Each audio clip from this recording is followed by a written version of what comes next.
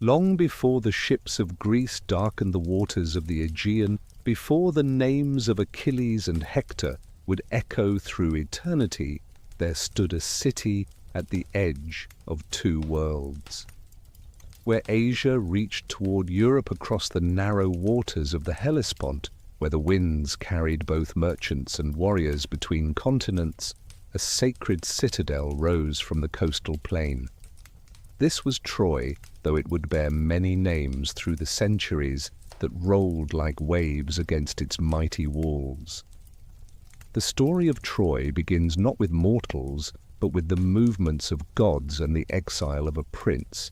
Dardanus, son of Zeus himself and the Pleiad Electra, fled his homeland of Arcadia after a great deluge swept away his brother and devastated the land. The oracle at Dodona had whispered to him of a distant shore where he would establish a kingdom that would endure in memory long after its stones had crumbled to dust. Following the flight of a sacred crow across the wine-dark sea, Dardanus came at last to the Troad, that fertile peninsula where Mount Ida rises like a guardian above the plains. The land that welcomed Dardanus was ruled by King Teucer, himself a child of river gods and mountain spirit. Teucer had no sons, only a daughter named Batia, beautiful as the dawn that painted the peaks of Ida each morning. When Dardanus arrived at his court, bearing gifts of worked bronze and tales of distant lands, Teucer recognized in him the bearing of divine blood. The marriage that followed joined not merely two noble houses, but two strands of destiny, weaving the first threads of what would become the great tapestry of Troy. Together they built Dardania, the first settlement in the foothills of Ida, where springs ran clear and cold from the mountain heights. Dardanus taught his people arts unknown in that land, mysteries of metalwork learned in the workshops of the gods, songs that could charm the very stones to rise and arrange themselves in perfect order. The city grew beneath his guidance, drawing traders from the islands and farmers from the river valleys until it sprawled across the lower slopes like a great amphitheater facing the sea. When Dardanus passed into the realm of shadows, his son Erichthonius inherited not only a kingdom, but a destiny still unfolding. The gods had blessed Erichthonius with 3,000 mares that grazed the marshy meadows near the shore, horses so magnificent that Boreas, the North Wind himself, would descend in the form of a stallion to run among them.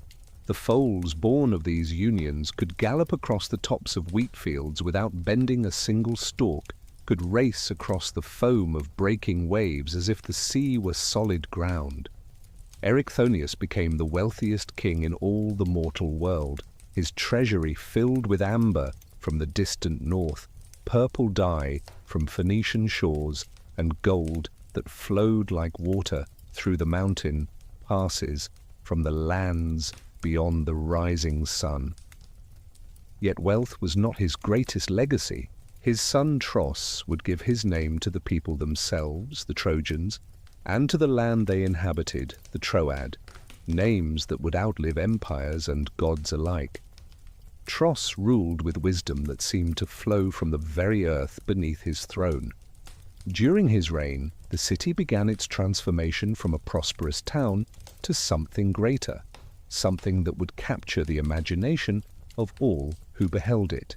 He had 3 sons, each remarkable in their own way, but it was Aeolus who would carry forward the great work of city building, while Assaracus would found the line from which Aeneas would one day spring, and young Ganymede would be taken by Zeus himself to serve as cupbearer to the immortals, the most beautiful of all mortal men. Aeolus ventured forth from his father's city to compete in games held by the king of Phrygia. There he wrestled and ran, threw the discus, and drove the chariot with such skill that he won 50 youths and 50 maidens as his prize. But the Phrygian king, following an oracle's command, also gave him a spotted cow and instructed him to follow the beast wherever it might lead, and there to establish a great city. The cow wandered for days across plains and through valleys, Aeolus following with his retinue, until at last it lay down to rest on a broad hill that commanded views of both the sea and the inland trade routes. This hill, which would be known as the citadel of Ilium or Troy, rose from the plain like a natural fortress. To the north and west, the land sloped gradually toward the Hellespont, that vital strait through which all traffic between the Aegean and the Black Sea must pass.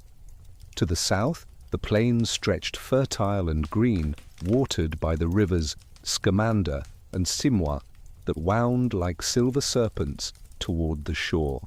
It was a place chosen not by human wisdom, but by divine providence, a crossroads of the ancient world where destiny itself seemed to converge.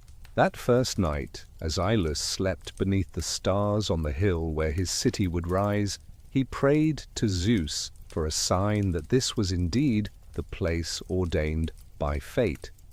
When dawn touched the eastern mountains, he found beside his sleeping place a wooden statue that had fallen from heaven itself, the Palladium, carved in the likeness of Pallas Athena. The figure stood 3 cubits high, holding a spear in its right hand and a distaff and spindle in its left, its eyes seeming to hold the wisdom of the goddess herself. As long as this sacred image remained within the city, the oracle proclaimed, Troy could never fall to enemy hands. With the blessing of the gods confirmed, Aeolus set about the great work of construction. But the building of Troy would be no ordinary undertaking, for the walls that would make it famous through all the ages were destined to be built by divine hands. Zeus himself ordained that Poseidon, master of the seas and shaker of the earth, and Apollo, lord of music and prophecy, should take mortal form and raise the ramparts of Troy.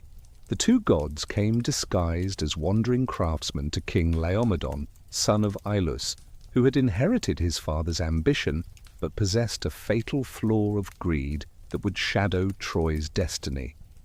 Laomedon hired these seeming mortals to build walls that would make his city impregnable, promising them fair wages for their labor.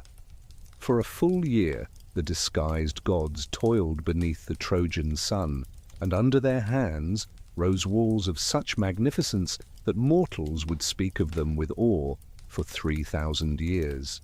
The stones they set were massive blocks of white limestone that gleamed like snow in sunlight, fitted so perfectly that a knife blade could not slip between them.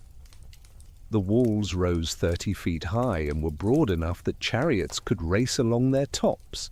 Towers punctuated the ramparts at regular intervals, each one a masterpiece of defensive architecture, with slots for archers and great platforms where defenders could rain destruction upon any who dared approach. The gates they hung were of bronze reinforced oak, so heavy it took 20 men to open them, yet balanced so perfectly that a child could close them with a single push. As Poseidon shaped the stone with his mighty hands, each block taking its perfect place as if the earth itself yearned to protect this favored city, Apollo sang songs of power that bound the walls with invisible strength. His music wove through the mortar and stone, creating harmonies that would resonate through the structure for all its days, making the walls not merely strong, but somehow alive, aware of their purpose as guardians of the city within. Some say that if one listened carefully on still nights, the walls themselves would hum with an echo of Apollo's ancient song. Yet there was one section of the wall that the gods left for mortal hands to complete, for it was ordained by fate that Troy must have one point of vulnerability, one place where human weakness could provide the opening that destiny required. This section, built by a mortal craftsman named Ajax, was strong by human standards, but lacked the divine perfection of the rest.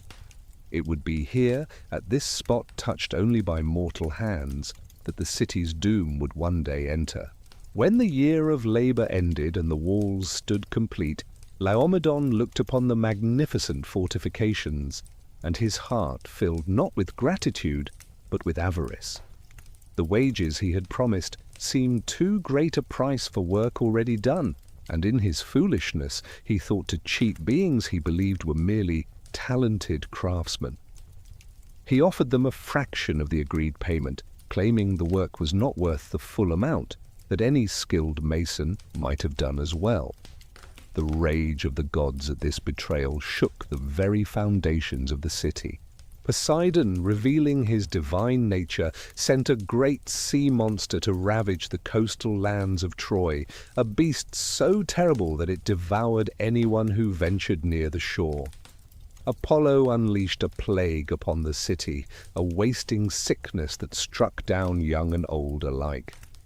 The fields withered, the livestock perished, and the people cried out in their suffering, not knowing that their king's greed had brought divine wrath upon them.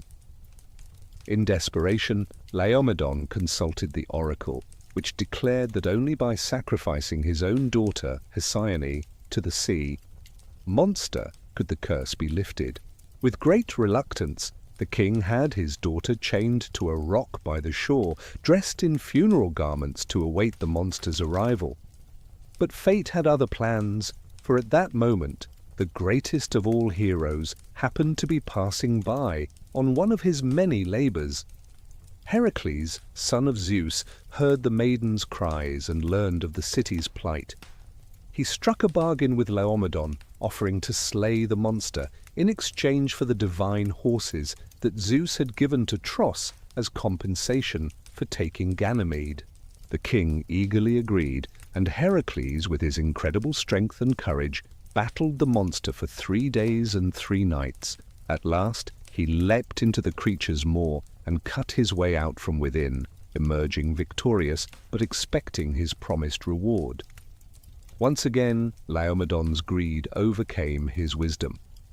With the immediate danger past, he refused to honor his agreement, offering ordinary horses instead of the divine steeds. Heracles, furious at this second betrayal, vowed vengeance. He would return, he swore, with a fleet of ships and warriors to teach the faithless king the price of breaking oaths to heroes. This curse of broken faith would hang over Troy like a shadow, a pattern that would repeat in different forms until the city's final doom. Years passed before Heracles made good on his threat. He returned with 6 ships and a band of Greece's finest warriors, including Telamon, father of the Ajax, who would one day fight in a greater war against these same walls. They attacked the section of wall built by mortal hands, the only vulnerable point in the divine fortifications. Telamon was first to breach the defenses, earning Heracles' jealous anger until he quickly built an altar to Heracles the victor, appeasing the hero's pride. The first fall of Troy was swift and brutal. Heracles killed Laomedon and all his sons save one, Podarces, who was spared at Hesione's pleading. The young prince was ransomed by his sister with a golden veil, and thereafter was known as Priam, meaning ransomed one. This Priam would rebuild Troy from its ashes, making it grander than ever before, not knowing that he was reconstructing a stage for an even greater tragedy. Under Priam's rule, Troy entered its golden age. The new king possessed all the ambition of his forefathers, but tempered with wisdom learned from witnessing his father's fate. He expanded trade networks that reached from the tin mines of distant Britain to the spice markets of the Far East. Every ship passing through the Hellespont paid tribute to Troy, filling the royal treasuries with wealth beyond imagining. The city grew far beyond its original walls, with a lower town spreading across the plain, filled with merchants' houses, craftsmen's workshops, and markets where a dozen languages might be heard in a single morning. Priam took as his queen Hecuba, daughter of the Phrygian king, and she bore him 50 sons and daughters, though some say he had 50 sons alone, with daughters beyond counting. The palace complex on the citadel's crown became a small city in itself, with separate houses for each of his married sons, courtyards where his daughters learned the arts of weaving and song, and great halls where bards sang of ancient glories and future fame. The greatest of his sons was Hector, strong and noble, trained in arms but preferring peace, a defender rather than a conqueror. The temples of Troy rose almost as high as its walls, particularly the great sanctuary of Athena, where the Palladium was kept under constant guard. Priests and priestesses maintained eternal flames and offered daily sacrifices, their smoke rising to heaven like pillars supporting the sky itself. Apollo had his own magnificent temple near the Scaean Gate, where his priests practiced the art of prophecy, reading the future in the flight of birds and the patterns of sacred smoke. Yet for all their skill, they could not clearly see the doom approaching their city, or perhaps they saw it all too clearly and chose silence over despair. The marketplace of Troy became legendary throughout the ancient world. Here, amber from the Baltic met jade from distant Asia, Egyptian gold was weighed against Scythian furs, and wines from every shore of the Mediterranean filled the merchants' stalls. The city's craftsmen were renowned for their skill, particularly in working bronze and gold, creating armor and vessels that seemed touched by divine inspiration. Trojan horses were prized above all others, descendants of those divine steeds that had run with the wind itself, and kings would send ambassadors bearing magnificent gifts in hope of obtaining even a single animal from the royal herds. The strategic position of Troy made it not just wealthy but essential to the balance of power in the ancient world. Control of the Hellespont meant control of the grain supplies from the Black Sea that fed much of Greece. It meant the ability to tax or stop the flow of metals, slaves, and luxury goods that maintained the delicate web of Bronze Age civilization. Troy stood as gatekeeper between worlds, and its kings held keys that could open or bar the doors of prosperity for entire nations. Yet beneath all this glory lay the seeds of destruction, planted by divine hands and watered by human pride. The curse of Laomedon's betrayal had never been fully expiated, only postponed. The gods had long memories, and fate, once set in motion, could be delayed but never truly deflected. In the royal palace, Queen Hecuba would dream of giving birth to a torch that would consume the city, though the dream's meaning would only become clear when it was far too late to prevent its fulfillment. The poets who would later sing of Troy spoke of it as if it existed outside normal time, a place where the age of heroes overlapped with the world of men, where gods walked openly among mortals, and the boundary between myth and history dissolved like morning mist. They sang of its broad streets and strong towers, its temples that touched the clouds and palaces that rivaled those of Olympus itself. They sang of the plain before its walls, where the greatest warriors of the age would soon test their courage against fate itself. As Priam aged and his children grew to maturity, Troy seemed to stand at the apex of its power and glory. Trade flowed through its gates like rivers of gold, its walls stood unmarred and seemingly eternal, and its people lived in prosperity unknown in harder lands. The city had recovered from its first destruction to become even greater, as if disaster had been merely a test that proved its resilience. Children played in streets their parents believed would stand forever. Merchants planned ventures for generations yet unborn, and priests performed rituals that had continued unbroken since Dardanus first set foot on Trojan soil. But in the divine realm, the threads of fate were already being woven into a tapestry of destruction. The gods who had built Troy's walls had not forgotten Laomedon's insult.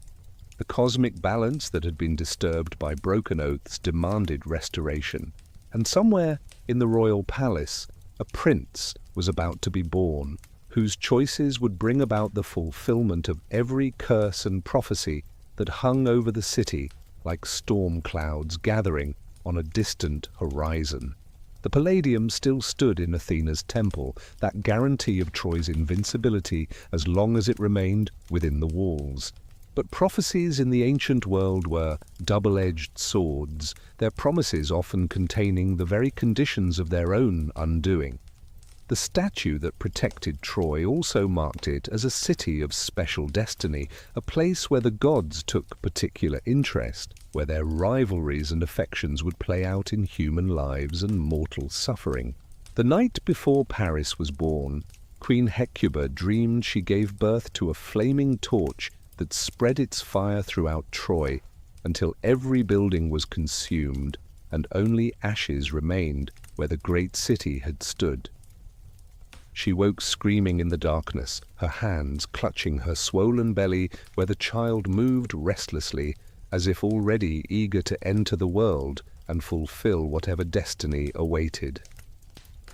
Priam summoned the dream interpreters and seers, who performed their sacred rituals through the long hours before dawn, reading omens in smoke and studying the patterns of scattered bones. The prophecy they delivered chilled the blood of all who heard it. The child Hecuba carried would bring about the destruction of Troy, they declared, and only by ensuring the infant never drew breath could this doom be avoided. Some versions of the prophecy were even more specific, warning that this child would be responsible for bringing foreign enemies to Troy's gates, that through his actions the city would burn exactly as Hecuba had seen in her dream. The seers recommended that the moment the child was born, before he could even cry out to announce his arrival in the world, he should be killed. Priam found himself torn between his duty as king and his feelings as a father. He had already lost children to war and disease, and the thought of deliberately destroying his own offspring seemed an abomination against nature itself. Yet the welfare of thousands depended on his decision. The lives of all Troy's citizens weighed against that of one unborn infant. He spent the remaining days before the birth in torment, consulting with advisors and priests, seeking some alternative to the terrible choice that fate had presented him. When the child was born, he was perfect in every way, with limbs straight and strong, and eyes that seemed to hold unusual awareness for a newborn. Hecuba wept as she held him, knowing what fate demanded, while Priam stood at the window, looking out over his city, seeing in his mind's eye the flames of his wife's dream consuming everything he had worked to build. The infant did not cry, but gazed up at his parents with an almost serene expression, as if he already understood and accepted whatever decision they would make.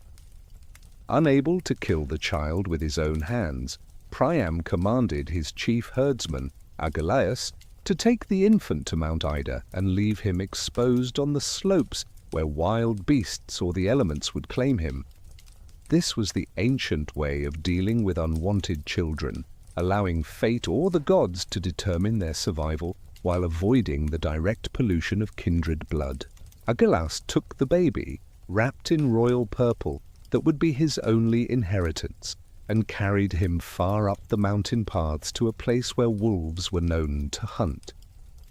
For 5 days the herdsman stayed away, giving nature time to take its course. But when he returned to the spot where he had left the infant, he found a sight that made him fall to his knees in wonder. A she-bear was nursing the child as tenderly as her own cubs, protecting him from other predators, and keeping him warm through the cold mountain nights. Achilles recognized this as a sign from the gods that the child was not meant to die, that divine will opposed mortal prophecy. Taking pity on the infant, and fearing to act against what was clearly the gods' plan, he carried the baby to his own humble dwelling. Achilles raised the boy as his own son, naming him Paris, though some say he was also called Alexander, meaning defender of men, a name that would prove deeply ironic given his future role.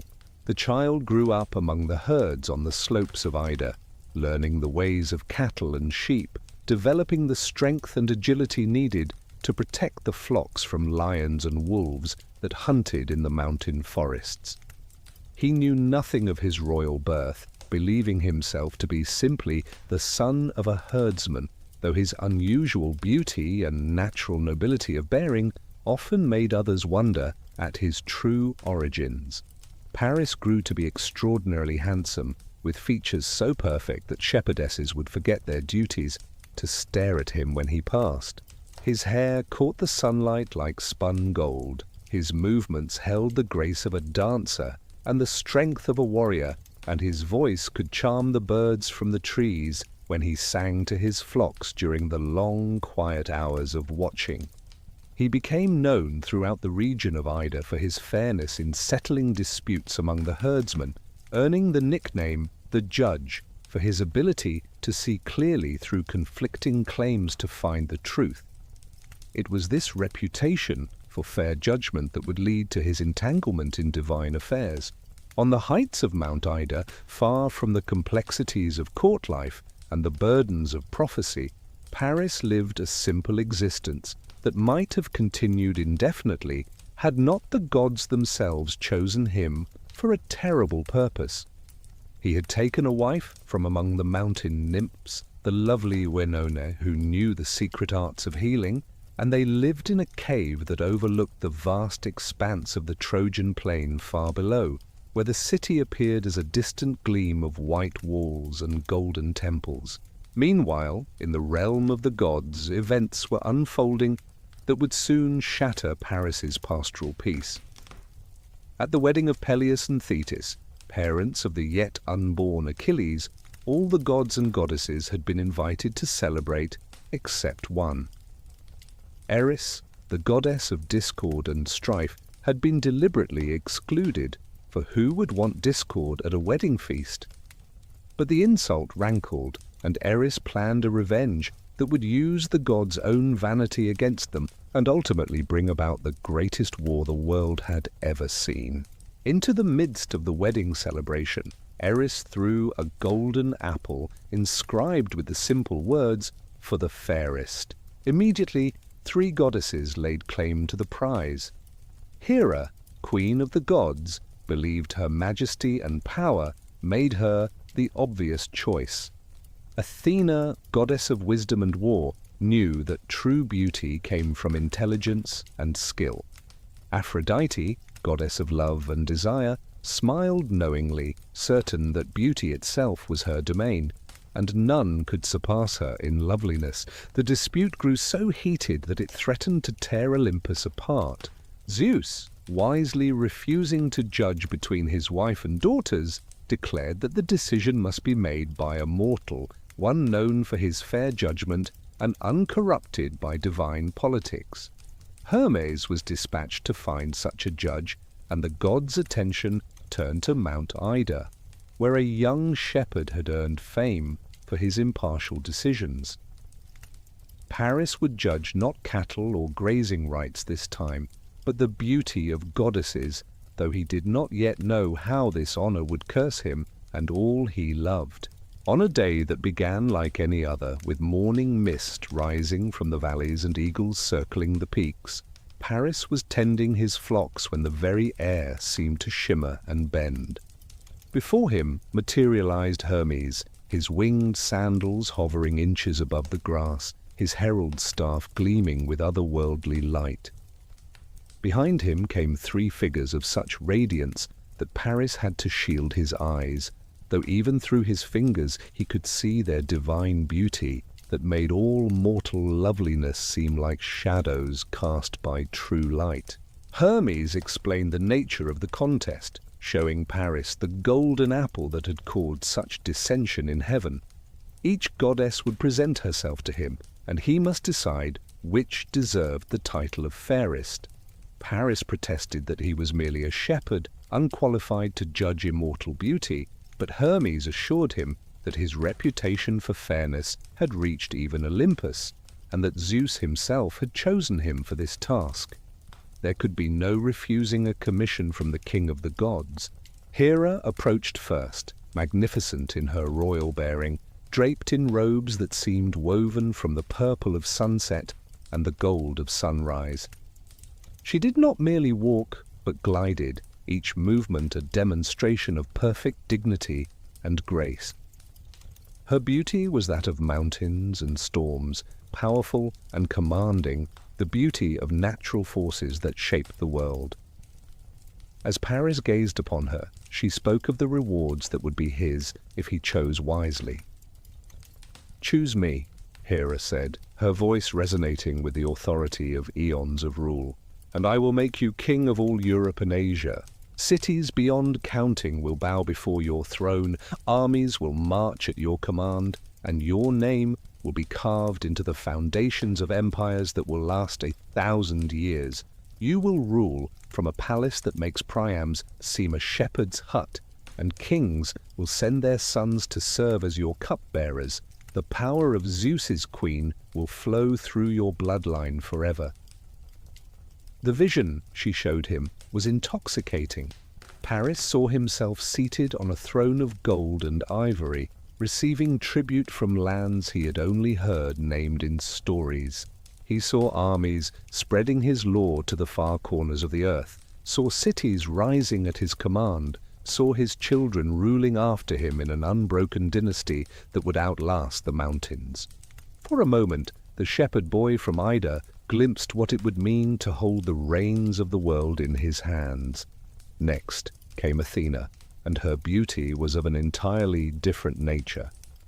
Where Hera radiated power, Athena gleamed with the sharp clarity of a perfectly forged blade. Her grey eyes held depths of wisdom accumulated since the dawn of time, and her movements displayed the controlled grace of a master warrior. She wore armor that caught light like mirrors, and her helmet cast shadows that seemed to contain all the strategies of war ever conceived. Her beauty was that of mathematics and music, of the perfect equation and the flawless melody. "Grant me the apple," Athena declared, her voice carrying the ring of bronze on bronze, "and I will make you the greatest warrior the world has ever known. Your name will be synonymous with victory, your strategies will be studied for generations, and no enemy will stand before your spear. More than this, I will grant you wisdom to match your prowess, making you a philosopher king whose thoughts reshape how mortals understand their world. Glory undying will be yours, the kind of fame that makes men immortal through memory." The images she conjured showed Paris leading armies to impossible victories, his tactical genius turning certain defeats into legendary triumphs. He saw himself in armor that blazed like the sun, watched enemies flee at the mere mention of his approach, witnessed scholars in ages yet to come studying his campaigns and quotations. She showed him a different kind of immortality, one earned through excellence and achievement rather than dynastic power. Finally, Aphrodite stepped forward, and the world seemed to hold its breath. Her beauty was not the austere majesty of Hera or the brilliant clarity of Athena, but something that spoke directly to the heart and blood. She moved like smoke and water, like the first breath of spring after a long winter, like the moment when music becomes almost too beautiful to bear. Golden light seemed to emanate from her skin, and her smile held promises that made empires and wisdom seem like children's toys. She wore girdles and robes that enhanced rather than concealed, that suggested infinite mysteries waiting to be discovered. "Sweet Paris," she said, and her voice was like honey poured over fire. "What need have you of kingdoms that bring only the burden of rule, or of glory that comes at the price of constant warfare? I offer you something far more precious. I offer you love, the kind of love that poets will struggle to describe for 3,000 years. I offer you Helen of Sparta, the most beautiful woman in the mortal world, whose face and form make her the daughter of Zeus himself. With her in your arms, you will know joy that makes all other pleasures seem like shadows. The vision Aphrodite wove was not of thrones or battlefields, but of a woman whose beauty defied description. Paris saw eyes that held the depth of the wine-dark sea, hair that caught light like a black mirror, skin like cream and roses. But more than physical beauty, he saw in this vision a connection of souls, a love that would burn through all obstacles, that would defy kings and gods alike. He saw himself holding this woman while the world raged outside, and knew that in her arms he would find something worth any price. Paris stood before the three goddesses, the golden apple heavy in his mortal hands, knowing that his choice would anger two divine beings regardless of what he decided. He thought of power, and the burden of rule, of glory, and the price of war, of love, and its sweet madness. Perhaps it was his youth that decided, or perhaps Aphrodite's power was simply too strong for any mortal to resist. Or perhaps, as some later said, this choice too was ordained by fate, another thread in the tapestry of Troy's destruction. "The apple belongs to Aphrodite," Paris declared, extending the golden fruit to the goddess of love. Her laughter was like silver bells and distant thunder, combined, triumphant and terrible. She took the apple with fingers that brushed his hand, sending shivers through his mortal frame that would never entirely fade. Hera's face darkened with rage that would manifest as implacable hatred for Troy and all its people. Athena's eyes grew cold as winter stone, already calculating the strategies that would bring about the destruction of everything Paris held dear. "You have chosen well, beautiful shepherd," Aphrodite purred, though her sisters had already vanished in clouds of divine fury. "Helen will be yours, though she is married to Menelaus of Sparta. But what is a mortal marriage to the will of gods? Go to Troy, claim your birthright, for you are no shepherd but a prince, son of Priam and Hecuba. Then sail to Sparta, where I will ensure that Helen's heart turns to you as surely as flowers turn toward the sun." With those words, she too vanished, leaving Paris alone on the mountainside with knowledge that transformed everything he had believed about himself. He was not Achilles' son, but Priam's, not a shepherd, but a prince, not safe in his mountain exile, but central to a divine plan that was already in motion. He thought of Oenone, his nymph bride who waited in their cave, and knew that this too was a bond he would have to break, another sacrifice on the altar of divine promise. The journey back to Troy was both a homecoming and an arrival in a foreign land. When Paris presented himself at Priam's court, Achilles came forward to confirm the tale, showing the royal purple in which the infant had been wrapped when given to him for exposure. Priam and Hecuba faced their son who should have died, the living embodiment of the prophecy they had tried to thwart. But parental love, that force that often overcomes wisdom, won out over fear. They welcomed Paris back into the royal family, unable to destroy him now any more than they had been able to when he was a helpless infant. Cassandra, Priam's daughter, who had been cursed with the gift of true prophecy that none would believe, tore her hair and cried out warnings when she saw her brother.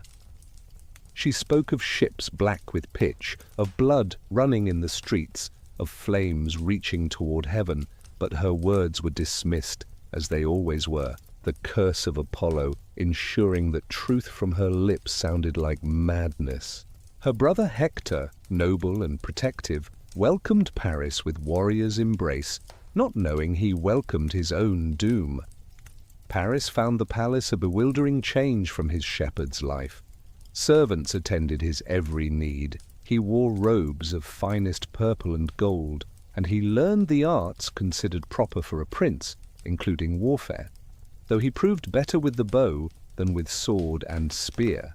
He sat in council with his father and brothers, learning the complexities of ruling a great trading city, understanding for the first time the wealth and power of his birthright, yet his mind constantly returned to Aphrodite's promise and the vision of Helen she had shown him.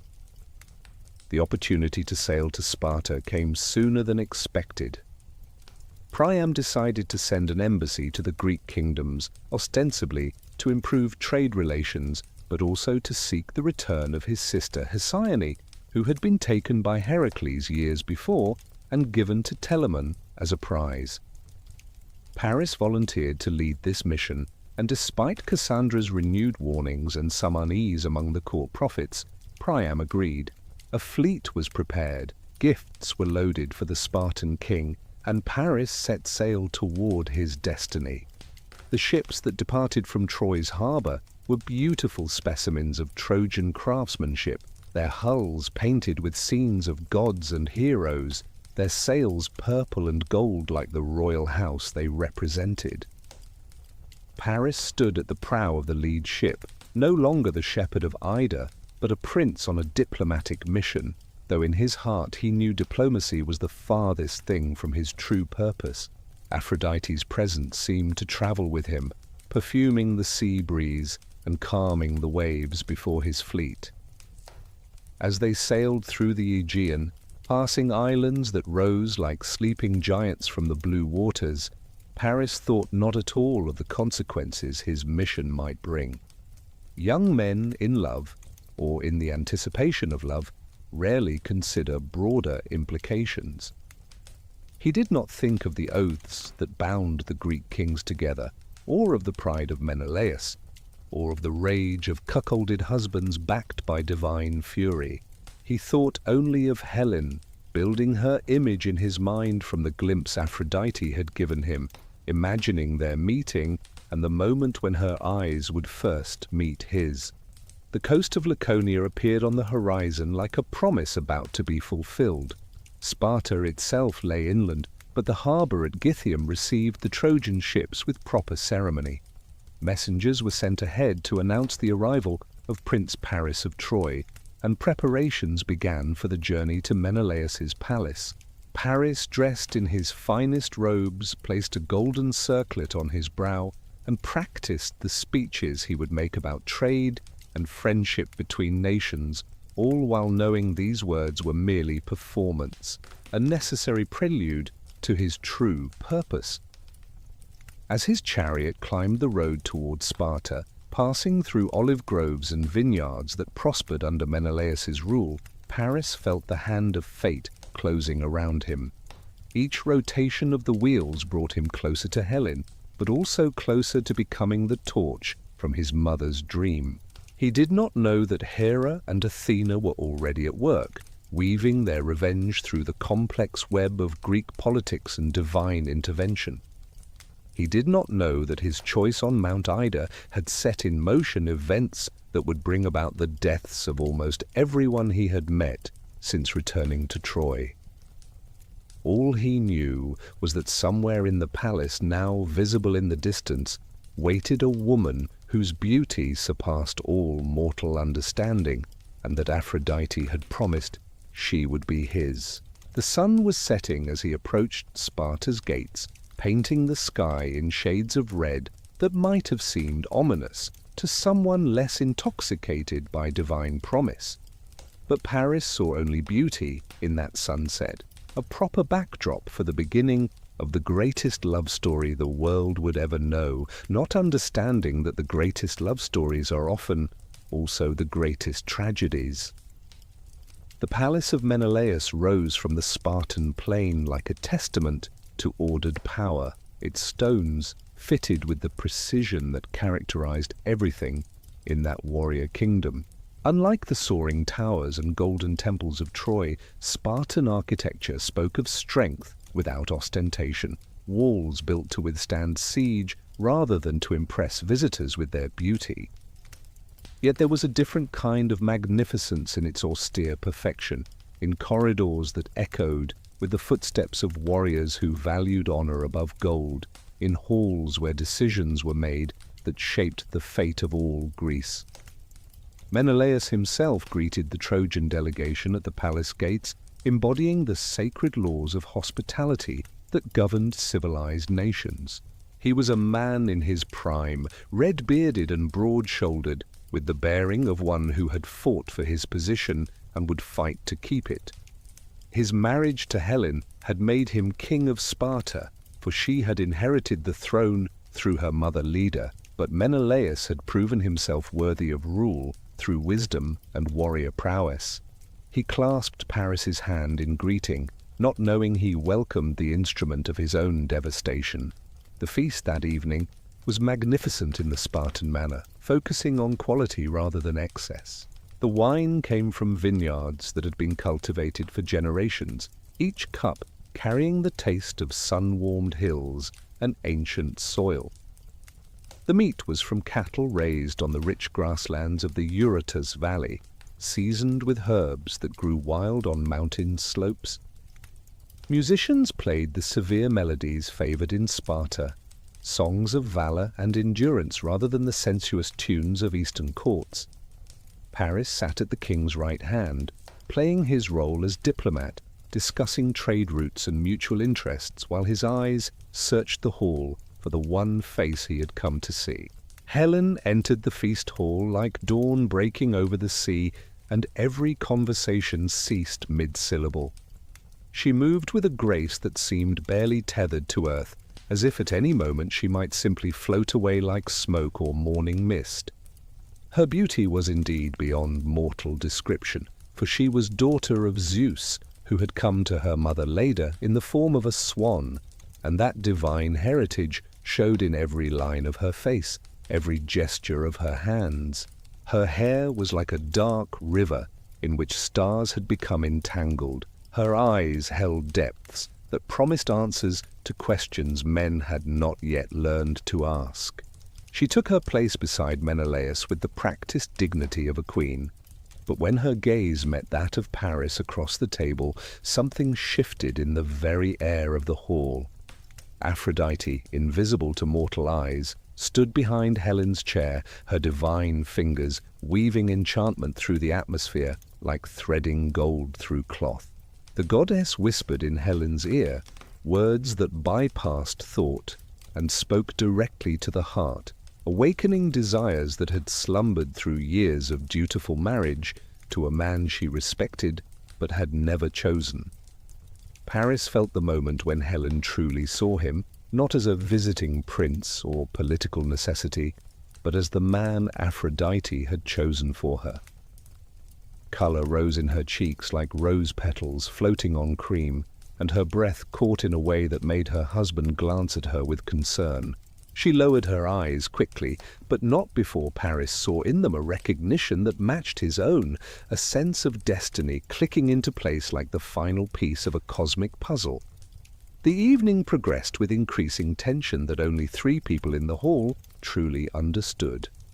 Menelaus spoke of his brother Agamemnon's power in Mycenae, of the network of alliances that bound the Greek kingdoms together, unconsciously warning against any action that might disturb the careful balance of power. Helen poured wine for her husband and his guest with steady hands, though Paris noticed the slight tremor when their fingers almost touched as she handed him his cup. The court poets sang of ancient heroes and the importance of oath-keeping, their words hanging in the air like prophecy. Over the following days, Paris presented his diplomatic proposals with eloquent speeches that impressed the Spartan council. He spoke of Troy's desire for expanded trade, of the mutual benefits that would come from closer ties between East and West. He distributed gifts with calculated generosity, gold work that demonstrated Trojan craftsmanship, horses descended from divine bloodlines, weapons inlaid with precious stones. All the while, he and Helen circled each other like celestial bodies drawn by invisible forces, their interactions limited to formal greetings and ceremonial occasions. The opportunity for private conversation came when Helen visited the palace's shrine to Aphrodite, a duty she performed each morning as queen. Paris had learned her routine and waited among the olive trees that surrounded the sacred space, his heart pounding like a war drum as he heard her approaching footsteps. When she emerged from the shrine, she showed no surprise at finding him there, as if she too had been drawn by forces beyond her control or understanding. Their first words to each other were surprisingly mundane, comments about the morning's beauty and the olive harvest's prospects. But beneath the commonplace phrases ran currents of meaning that both understood. Helen spoke of feeling like a bird in a golden cage, honored and protected but never free. Paris described his years as a shepherd when he had been nobody and yet more himself than he had ever been since learning his true identity. They talked around the truth that burned between them, the attraction that Aphrodite had kindled, but which had taken on a life of its own. Helen revealed her story in fragments across several such meetings, speaking of her childhood when men had fought wars simply for the right to court her. She told of her abduction by Theseus when she was barely more than a child, of being rescued by her brothers only to be immediately bartered in marriage negotiations. She described the gathering of suitors from every kingdom in Greece, how her stepfather Tyndareus had made them all swear an oath to defend whoever won her hand, binding the Greek world together with her beauty as the chain. She had been given to Menelaus not by her own choice, but by the will of her father and the negotiations of kings. He was a good husband by the standards of their world, she admitted, brave and honorable, generous with gifts and not cruel in his demands. She had borne him a daughter, Hermione, and performed all the duties expected of a Spartan queen. Yet through it all she had felt like she was watching someone else live her life, as if the real Helen existed somewhere else, waiting to be awakened. Paris spoke of his own divided existence, the shepherd who had become a prince, the man who belonged fully to neither world. He described the judgment of the goddesses, though he was careful to emphasize that he had chosen Aphrodite not for her bribe, but because love seemed the only prize worth the enmity of gods. He painted pictures with words of Troy's golden walls and flowing fountains, of a place where Helen could be herself rather than a symbol, where their love could flourish free from the rigid constraints of Spartan law. As the days passed, Menelaus noticed nothing of these growing intimacies, trusting in the sacred bonds of hospitality and his wife's proven years of propriety. But others in the court began to whisper, noting lingering glances and the way Helen's face lit up when the Trojan prince entered a room. Some of her ladies, loyal to their queen but fearful of consequences, tried to warn her against the dangerous path she was walking. But Helen seemed caught in a dream from which she had no desire to wake, moving through her days with a distracted air that had never marked her behavior before. The crisis came with unexpected news from Crete. Menelaus's grandfather had died, and as one of his principal heirs, the king's presence was required for the funeral rites and the division of the estate. The journey to Crete and back would take at least a month, possibly longer if winter storms made sailing dangerous. Menelaus was torn between his duty to his dead grandfather and his obligations as host to the Trojan delegation. It was Helen herself who suggested the solution, proposing that Paris and his companions remain as guests in Sparta until the king's return. Some say Aphrodite clouded Menelaus's judgment in that moment, preventing him from seeing the danger of leaving his wife alone with a man who looked at her like a starving wolf looks at a lamb. Others claim it was simple trust in the inviolability of guest friendship, the belief that no civilized man would so blasphemously violate the sacred laws of hospitality. Whatever the reason, Menelaus departed for Crete, leaving his wife to act as hostess to the Trojan visitors, placing his honor and his marriage in the hands of a man who had already decided to take both. The night after Menelaus sailed, Helen found herself walking the palace gardens under stars that seemed to pulse with unusual brightness. Paris was waiting by the fountain where they had held their most intimate conversations, and she went to him without hesitation, drawn by forces that had grown too strong to resist. Aphrodite herself materialized before them, her divine beauty making even Helen seem mortal by comparison, her presence filling the garden with the scent of roses that bloomed out of season. The goddess spoke of destiny and desire, of how some loves were written in the fabric of the cosmos before the lovers were even born. She wove visions of the future that showed Helen honored in Troy as she had never been in Sparta, loved for herself rather than possessed as a prize. She promised that their love would be remembered forever, that poets would sing of it when the very stones of both Troy and Sparta had crumbled to dust. What she did not show were the deaths that would pay for this immortal romance, the blood that would water the seeds of their passion. Helen looked at her life in Sparta as if seeing it clearly for the first time, recognizing the elaborate prison it had always been. She thought of her daughter Hermione sleeping peacefully in her chamber, and her heart tore between maternal duty and personal desire. She thought of Menelaus, who had never mistreated her, but had also never seen her as anything more than the most beautiful of possessions. She thought of growing old in these halls, watching her beauty fade while remaining forever the symbol of Greece's unity, the living treaty that kept the kingdoms from each other's throats. The decision, when she made it, felt both like liberation and like stepping off a cliff into darkness. She would go with Paris to Troy, leave behind everything she had known for a love that promised to burn brighter than the sun. Paris gathered her into his arms, and their kiss was like lightning striking dry timber, instantly igniting into something that would consume nations. Aphrodite smiled her terrible smile and vanished, her work complete, leaving the lovers to plan their escape.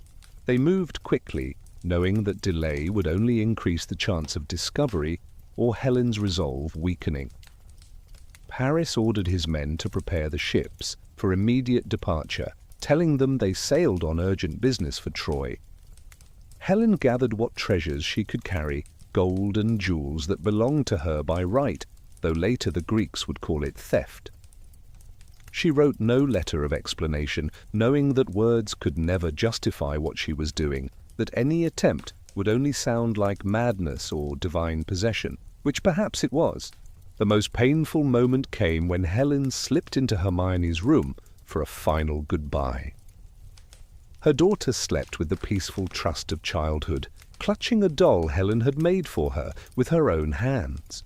Helen kissed her forehead gently, knowing she was abandoning her child to grow up motherless, to bear the shame of being the daughter of the woman who brought war to Greece.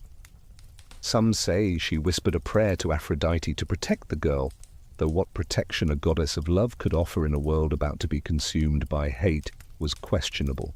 They fled in the depths of night, when even the palace guards dozed at their posts. Helen wore a dark cloak over her royal robes, her face hidden like a common woman's, though no covering could fully disguise her divine grace. Paris led her through the silent streets of Sparta to where horses waited to carry them to the harbor. As they rode through the darkness, Helen looked back once at the palace that had been her home, seeing it silver and peaceful under the moon, not knowing it was the last peace it would know for a generation. The Trojan ships were ready to sail the moment they arrived, the sailors confused but obedient to their prince's commands. Helen was brought aboard the royal vessel and given the cabin that had been prepared for her, though prepared for a queen visiting Troy in state rather than fleeing her husband in the night. As the ships pulled away from the Greek shore, Paris stood with Helen at the rail, watching the land disappear into darkness. He spoke words of love and promise, painting pictures of their future life in Troy, while she remained silent, perhaps already beginning to understand the weight of what she had done. The journey to Troy was not direct, for Paris knew pursuit would follow swiftly once their flight was discovered.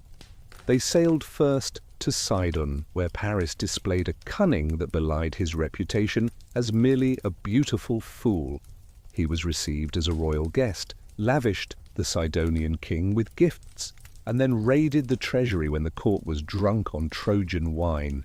They sailed to Cyprus next, where they consecrated their union in the temple of Aphrodite, making their love official in the eyes of at least one goddess. Some say they wandered the eastern Mediterranean for months, evading Greek ships and gathering treasures, while others claim they sailed straight to Troy, eager to reach the safety of those god-built walls. Meanwhile, in Crete, Menelaus received word that shattered his world like a hammer striking glass. His guest had violated every sacred law, stealing not just his wife, but his honor, making him the laughingstock of Greece. The man who had lost Helen, the prize for which so many had competed, who could not keep the most beautiful woman in the world, despite having won her fairly. His rage was volcanic, but beneath it ran currents of deeper hurt, the betrayal not just of a wife, but of trust itself, the breaking of bonds that held civilization together. Menelaus sailed immediately for Sparta, finding his palace in chaos and his daughter crying for a mother who would never return. He sent messengers to every corner of Greece, reminding the kings of their oath, the promise they had made when seeking Helen's hand. The oath of Tyndareus bound them all to defend Helen's husband against any who would take her by force. Though some had taken that oath reluctantly, seeing it as the price for a chance at Helen, none could deny its binding power without marking themselves as oath-breakers, the worst of all possible reputations in that honor-bound age. The first to answer was Agamemnon, Menelaus's brother and the most powerful king in Greece. His rage exceeded even that of the wronged husband, for he saw in this insult to his brother an insult to his own power and the stability of the careful alliance system he had built. From his mighty fortress at Mycenae, with its lion gates and cyclopean walls, he sent out the call to war, invoking not just the oath of Tyndareus, but every debt and alliance he had cultivated through years of careful diplomacy. Nestor of Pylos, old and wise counselor to 2 generations of heroes, recognized the gravity of the situation immediately. This was not just about one stolen wife, but about the principle that held their world together. If guest friendship could be so violated without consequence, if oaths could be broken without retribution, then nothing was sacred and chaos would consume them all. He pledged his ships and his sons to the cause, though his aged eyes perhaps saw further than others, glimpsing the suffering that would come before this matter was resolved. Odysseus of Ithaca received the summons with less enthusiasm, for his clever mind immediately calculated the cost of a war against Troy's mighty walls. He had recently married Penelope and had an infant son, Telemachus, and the thought of leaving them for a foreign war held no appeal. Yet he too had sworn the oath, trapped by the very cleverness that had suggested it in the first place, as a way to prevent the suitors from fighting among themselves. His attempt to avoid the call through feigned madness would become its own story, but in the end, even the cleverest of the Greeks could not escape the web that fate was weaving. The rage spread across Greece like wildfire, fed by wounded pride and the fear of appearing weak. Kings who had never seen Helen, who had no personal stake in Menelaus's marriage, found themselves caught up in the gathering storm. This was about more than one woman, however beautiful. This was about honor and order, about the difference between civilization and barbarism, about whether the eastern kingdoms could insult the west without consequence. The drums of war began to beat in every palace and citadel, and bronze was beaten into spear points that would soon drink deep of Trojan blood.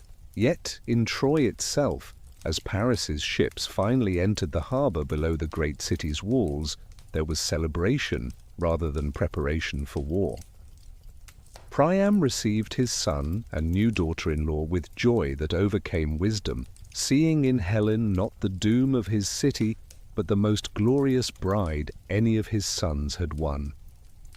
The Trojans lined the streets to see this woman, whose beauty had inspired a prince to risk everything, and even those who harbored doubts about the wisdom of harboring her were struck silent by her divine radiance.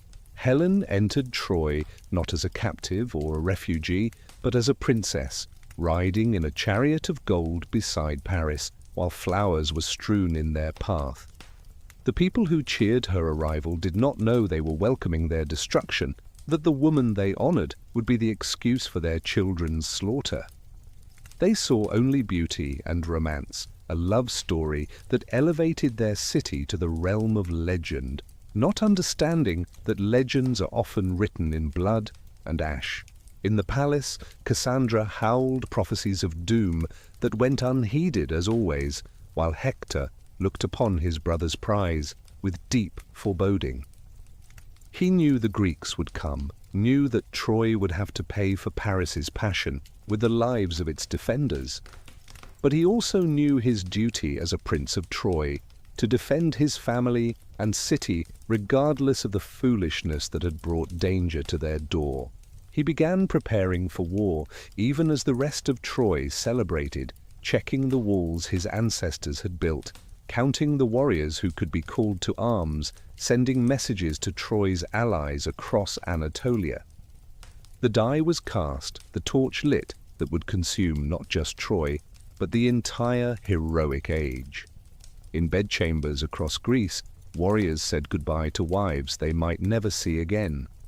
In Troy, Paris and Helen loved with desperate intensity, as if they knew their passion had started a clock counting down to catastrophe. And on Olympus, the gods chose sides in the coming conflict, their immortal feuds about to be played out through mortal pawns on the plains of windy Troy. The summons that went out from Mycenae carried the weight of divine imperative, each message sealed with Agamemnon's golden signet and backed by the oath sworn over the dismembered horse so many years before. In every kingdom of Greece, from the olive groves of Athens to the harsh mountains of Thessaly, kings and princes read these words and knew their comfortable peace was ending. The machinery of war, dormant since the last great conflict, began its terrible awakening as bronze was pulled from temple walls to be reforged into spear points, and shields were taken down from where they hung as trophies to be made ready for use once more. Agamemnon established himself as supreme commander not merely through his brother's cause, but through the undeniable fact of his power. Mycenae was the wealthiest of the Greek kingdoms, its treasuries filled with gold that had flowed through generations of conquest and trade. From his throne room, where the walls were painted with scenes of lions hunting deer, he orchestrated the gathering of the greatest military force the world had ever seen. Messages flew back and forth like migrating birds, carrying numbers of ships, lists of warriors, requests for provisions that would sustain an army across the sea. Yet not all the heroes needed for this endeavor came willingly to the banner. Odysseus, king of rocky Ithaca, had received the summons with the sinking heart of a man who sees his doom approaching but cannot step aside from its path. His island kingdom was small and relatively poor, but his reputation for cleverness made him invaluable to any military campaign. More importantly, he had been one of Helen's suitors and had taken the oath, though he himself had suggested its wording as a way to prevent civil war among the disappointed suitors. When Menelaus and Palamedes arrived at Ithaca to collect Odysseus for the war, they found a scene that made them question whether the clever king had lost his reason entirely. Odysseus was in his fields, ploughing furrows in the sand while sowing salt instead of seed, wearing a peasant's rough tunic instead of royal robes. His servants watched with obvious distress as their king muttered nonsense to himself, yoking together an ox and a donkey to pull his plough in wandering, meaningless patterns. Penelope stood in the doorway of the palace with infant Telemachus in her arms, her face a mask of grief that might have been for her husband's madness or for the performance she knew it to be. She had begged Odysseus not to attempt this deception, knowing that clever men would see through clever tricks, but he had been desperate to avoid leaving his young family for a war that his foresight told him would last far longer than anyone expected. The oracle at Delphi had whispered to him in private that if he went to Troy, 20 years would pass before he saw Ithaca again. Palamedes, himself clever, though lacking Odysseus's wisdom, saw through the charade immediately. Without warning, he snatched baby Telemachus from his mother's arms and placed the infant directly in the path of the plough. Odysseus, faced with the choice between maintaining his pretense and saving his son, immediately turned the plough aside, revealing his sanity in his paternal instinct. Caught in his deception, he had no choice but to acknowledge his obligation and prepare for war, though he would neither forget nor forgive Palamedes for forcing his hand. The recruitment of Achilles proved even more challenging, for his mother Thetis had received prophecies about her son's fate that filled her immortal heart with dread. The fates had decreed that Achilles could choose between two destinies: a long, quiet life in obscurity, dying in bed as an old man forgotten by history, or a short life of blazing glory that would make his name immortal, but see him die young on foreign soil. Thetis knew her son's nature well enough to know which he would choose if given the opportunity, so she took steps to remove the choice from his hands. She spirited Achilles away to the island of Skyros, to the court of King Lycomedes, where she disguised him as a maiden named Pyrrha.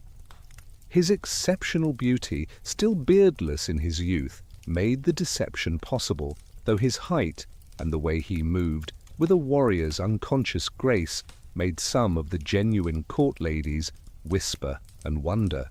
He lived among Lycomedes' daughters, learning to speak in softer tones, to walk with smaller steps, to occupy himself with weaving and dancing rather than sword work and spear play. Yet even in disguise, Achilles' nature could not be entirely suppressed. He fell in love with Didamia, one of Lycomedes' daughters, and she saw through his disguise to the magnificent warrior beneath. Their secret romance produced a son, Neoptolemus, who would one day be called to finish what his father started, though that story lay far in the uncertain future. For now, Achilles played his role as Pyrrha, feeling his true self dying a little more each day he spent in women's clothing, denying the destiny that called to him like a siren's song. The Greeks knew through prophecy that Troy could not fall without Achilles, making his recruitment essential to their cause. Calchas, the seer who had already attached himself to Agamemnon's court, declared that the son of Thetis must be found and brought to war, or all their efforts would be merely throwing lives against Troy's immortal walls. Odysseus, now committed to the expedition and eager to prove his value despite his reluctant participation, volunteered to find the hidden prince. Odysseus arrived at Skyros disguised as a merchant, his ship laden with goods that would appeal to court ladies. He spread his wares in the palace courtyard, displaying jewelry and fine cloth, perfumes from the east, and mirrors of polished bronze. The daughters of Lycomedes and their companions gathered around, exclaiming over the beautiful items, bargaining and gossiping as they examined the merchandise. Among them stood Achilles in his disguise as Pyrrha, trying to show appropriate interest in ribbons and bracelets while his heart remained unmoved by such trinkets. But Odysseus had hidden among the feminine goods a few items of different nature: a sword of exceptional balance, a spear with a head that gleamed like silver fire, a shield bearing the image of a lion bringing down a stag. He watched carefully as the supposed maidens examined his wares, noting how one tall girl's eyes kept drifting to these weapons, how her hands twitched when she passed near the sword as if yearning to test its weight. This confirmed his suspicion, but Odysseus wanted dramatic proof that would prevent any denial. At his signal, his companions outside raised a war cry, and clashed spears against shields, creating the sudden cacophony of surprise attack. The genuine maidens screamed and fled toward the palace interior, seeking protection from what they believed was a raid. But one figure among them reacted differently, instinctively grabbing the sword and shield, falling into a warrior's crouch with movements that spoke of years of training. In that moment, Pyrrha ceased to exist, and Achilles stood revealed, looking both sheepish and relieved that his charade was ended.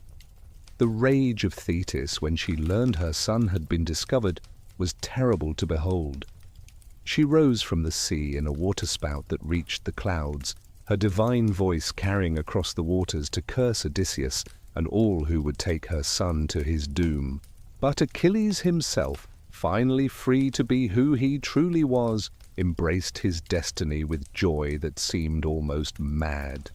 He knew what choosing glory over long life meant, but the months of hiding had taught him that a long life without honor was its own kind of death, slower and more painful than any spear thrust. Achilles brought with him to the growing army his own force of warriors, the Myrmidons, fighters from Thessaly, who had trained with their prince since childhood. They moved and fought as one organism, understanding each other's intentions without words, creating a fighting unit more deadly than any random collection of heroes could be. With them came Patroclus, Achilles' beloved companion, older and wiser, but equally devoted, whose gentle nature balanced Achilles' divine rage, and whose death would one day break something in the great warrior that could never be repaired. The gathering point for this great host was the harbour at Aulis, a bay on the eastern coast of Greece, where the assembled ships could shelter while final preparations were made. As spring turned to summer, the beach at Aulis transformed into a city of tents and temporary shelters, smoke from 1,000 cooking fires rising into the sky like incense offered to the gods. Ships arrived daily, their black hulls crowding the harbour until they seemed like a forest of masts and rigging, each one representing a kingdom or city-state committed to the war. Diomedes came from Argos with 80 ships, himself one of the youngest commanders, but already proven in the war against Thebes. Ajax the Greater arrived from Salamis with 12 ships filled with warriors, almost as mighty as their lord, who stood head and shoulders above other men and carried a shield made from 7 ox hides that no normal man could lift. His namesake, Ajax the Lesser, brought 40 ships from Locris, faster and more agile than his larger counterpart, but equally deadly with his spear. Old Nestor, despite his age, commanded 90 ships from Pylos, bringing not just warriors, but the wisdom of 2 generations of warfare. Idomeneus of Crete, grandson of Minos, led 80 ships filled with archers whose skill with the bow was legendary throughout the Mediterranean. From every corner of Greece they came, heroes whose names would echo through history, and common soldiers whose names would be forgotten, all drawn by oath, honor, greed, or simple love of war, to this greatest of all military endeavors. The logistics of maintaining such a force, even in preparation, were staggering. Every day required tons of grain, herds of cattle and sheep for slaughter, amphoras of wine and oil beyond counting. The surrounding countryside was stripped bare, like land visited by locusts, forcing the Greeks to send supply ships to distant ports to purchase what the army consumed. Quarrels broke out over the best camping spots, over perceived slights to honor, over women captured from local villages who became unwilling camp followers. Agamemnon worked to maintain order and unity among this collection of proud kings, unaccustomed to taking orders from anyone. He distributed gifts with careful calculation, ensuring that each leader felt properly valued while maintaining his own position as supreme commander. He arbitrated disputes with the wisdom of Solomon, knowing that the coalition could fracture at any moment if handled carelessly. His tent became a center of constant activity, messengers coming and going, councils of war convening and dispersing, plans being made and discarded and remade. Yet for all this preparation, the fleet could not sail. Day after day, the wind blew steadily from the northeast, directly against the course they needed to sail for Troy. At first, this was seen as mere bad luck, but as days turned to weeks and the wind never shifted, whispers began to spread through the camp that this was divine will, that some god was preventing their departure. The provisions continued to dwindle, tensions rose with the temperature, and some began to speak of abandoning the enterprise entirely. Calchas the prophet, reading the signs in smoke and bird flight, delivered a terrible pronouncement. Agamemnon had offended Artemis, the virgin goddess of the hunt, either through boastful words comparing his hunting skill to hers, or by killing a sacred deer in her grove. The goddess demanded a price for allowing the wind to change, a price so terrible that at first Agamemnon refused to believe it. Artemis required the sacrifice of Iphigenia, Agamemnon's eldest and most beloved daughter, virgin for virgin, innocent blood to wash away the offense. The king's rage at this prophecy was terrible to witness. He threatened to have Calchas killed for speaking such blasphemy, but other seers confirmed the message through their own divinations. The army began to fracture, some supporting their commander's refusal to commit such an atrocity, others arguing that one life, even a princess's life, was a small price for the honor of all Greece. Menelaus, driven half-mad by the delay that kept him from pursuing Helen, argued most forcefully for the sacrifice, creating a rift between the brothers that would never fully heal. Odysseus, ever the pragmatist, proposed a deception that would at least bring Iphigenia to Aulis without revealing the true purpose. They would send word to Clytemnestra, Agamemnon's queen, that Achilles had requested Iphigenia as his bride, wanting to marry before sailing to war.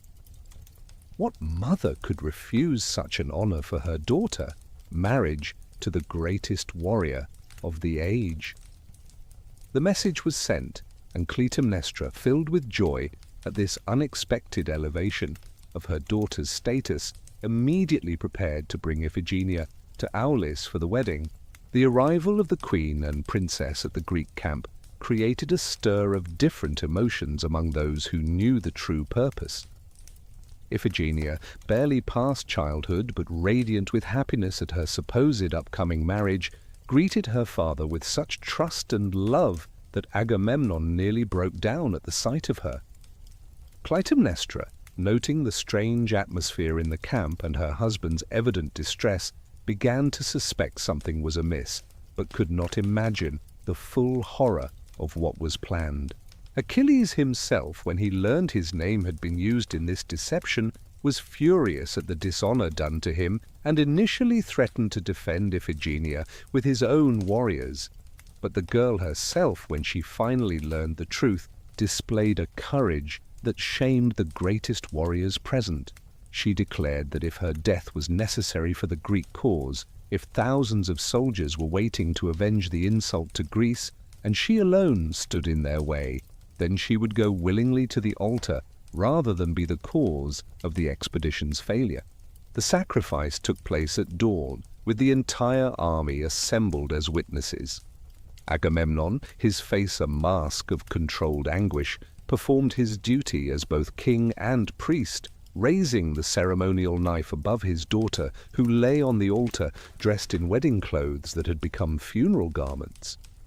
Different versions of the story tell different endings to this terrible moment. Some say the knife fell and Iphigenia died, her innocent blood satisfying Artemis's cruel demand. Others claim that at the last instant the goddess substituted a deer for the girl, spiriting Iphigenia away to serve as her priestess in distant Tauris. What all agree is that the wind changed immediately, swinging around to blow from the northwest, perfect for sailing to Troy. The assembled fleet prepared for departure with a mixture of relief and horror at what had been done to achieve it. Clytemnestra departed for Mycenae with murder in her heart, beginning to plan a revenge that would take 10 years to execute, but would be all the more terrible for the waiting. The blood price for the war had begun to be paid, and it would demand far more before the end. As the 1,000 ships raised their sails and began their journey across the wine-dark sea toward Troy, each hero aboard carried his own burden of expectation and dread. They had assembled the greatest army ever seen, led by the finest warriors of the age, blessed or cursed by divine attention. Yet the sacrifice of Iphigenia had shown them all that the gods would demand terrible prices for this war, that victory, if it came at all, would be purchased with suffering beyond imagination. The black ships cut through the waves like knives through flesh, carrying their cargo of bronze and death toward the golden walls of Troy. The black ships arrived at the Trojan coast on a morning when mist rose from the sea, like the breath of sleeping gods, obscuring the shore until the Greeks were almost upon it. The beach stretched wide and empty before them, but beyond it the plain rolled toward distant Troy, whose towers were just visible through the haze like the promise of glory or doom. No army waited to oppose their landing, for the Trojans had not expected the Greeks to unite so quickly or in such numbers, believing that distance and diplomacy might yet prevent the war that now arrived on their doorstep. Yet prophecy hung over this moment as it had over every stage of the expedition. Calchas had declared that the first Greek to set foot on Trojan soil was doomed to die, purchasing with his life the successful landing of all who followed. The ships hung back, each captain reluctant to claim this fatal honor, until Protesilaus of Philus could bear the hesitation no longer. He had left behind a bride of only 1 day, Laodamia, whose wedding chamber remained half-built, but glory called louder than love or the desire for long life. Protesilaus leaped from his ship in full armor, his bronze greaves splashing through the shallow water as he charged up the beach with a war cry that shattered the morning stillness.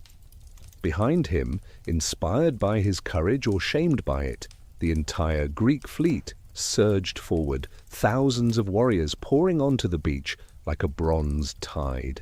Protesilaus cut down several Trojan scouts who had been watching the landing, his spear drinking its first blood on enemy soil, his sword singing through the air with deadly precision.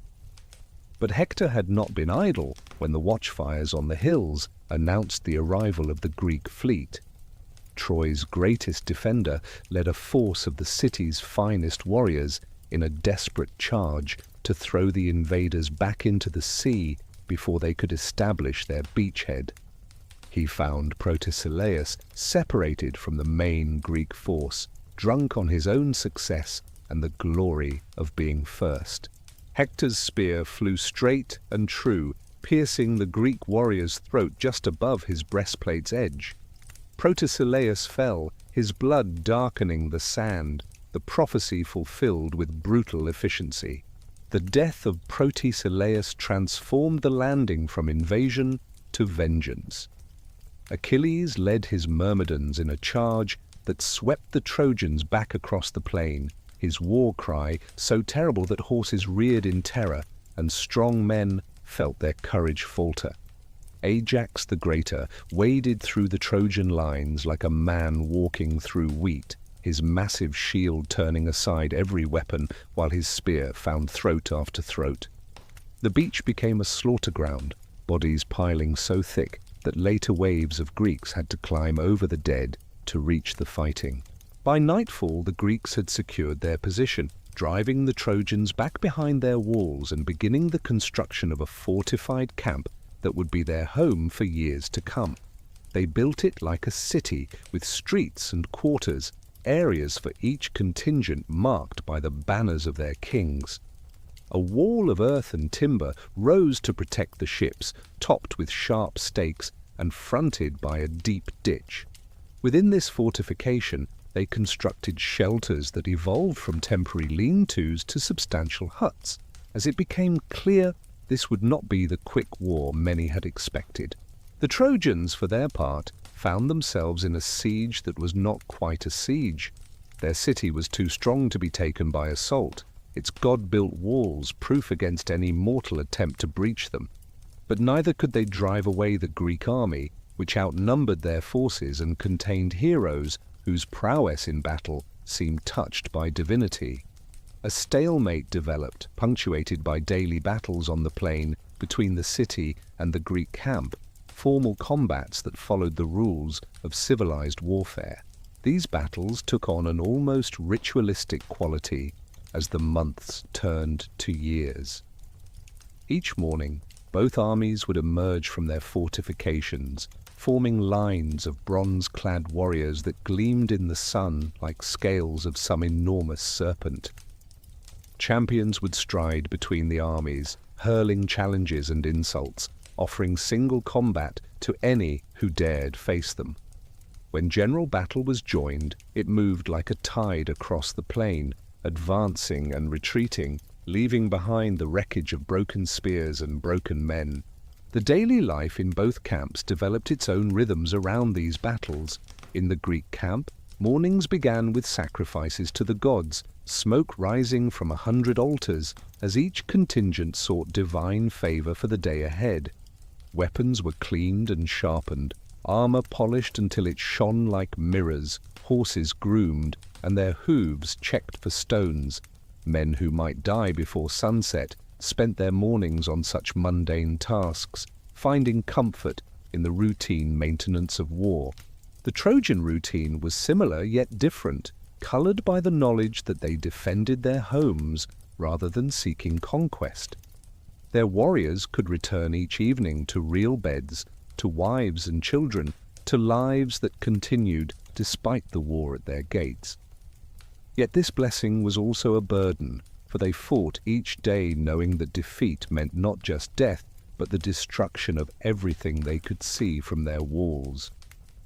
The women of Troy would climb to the battlements each morning to watch their men march out, never certain who would return when darkness fell.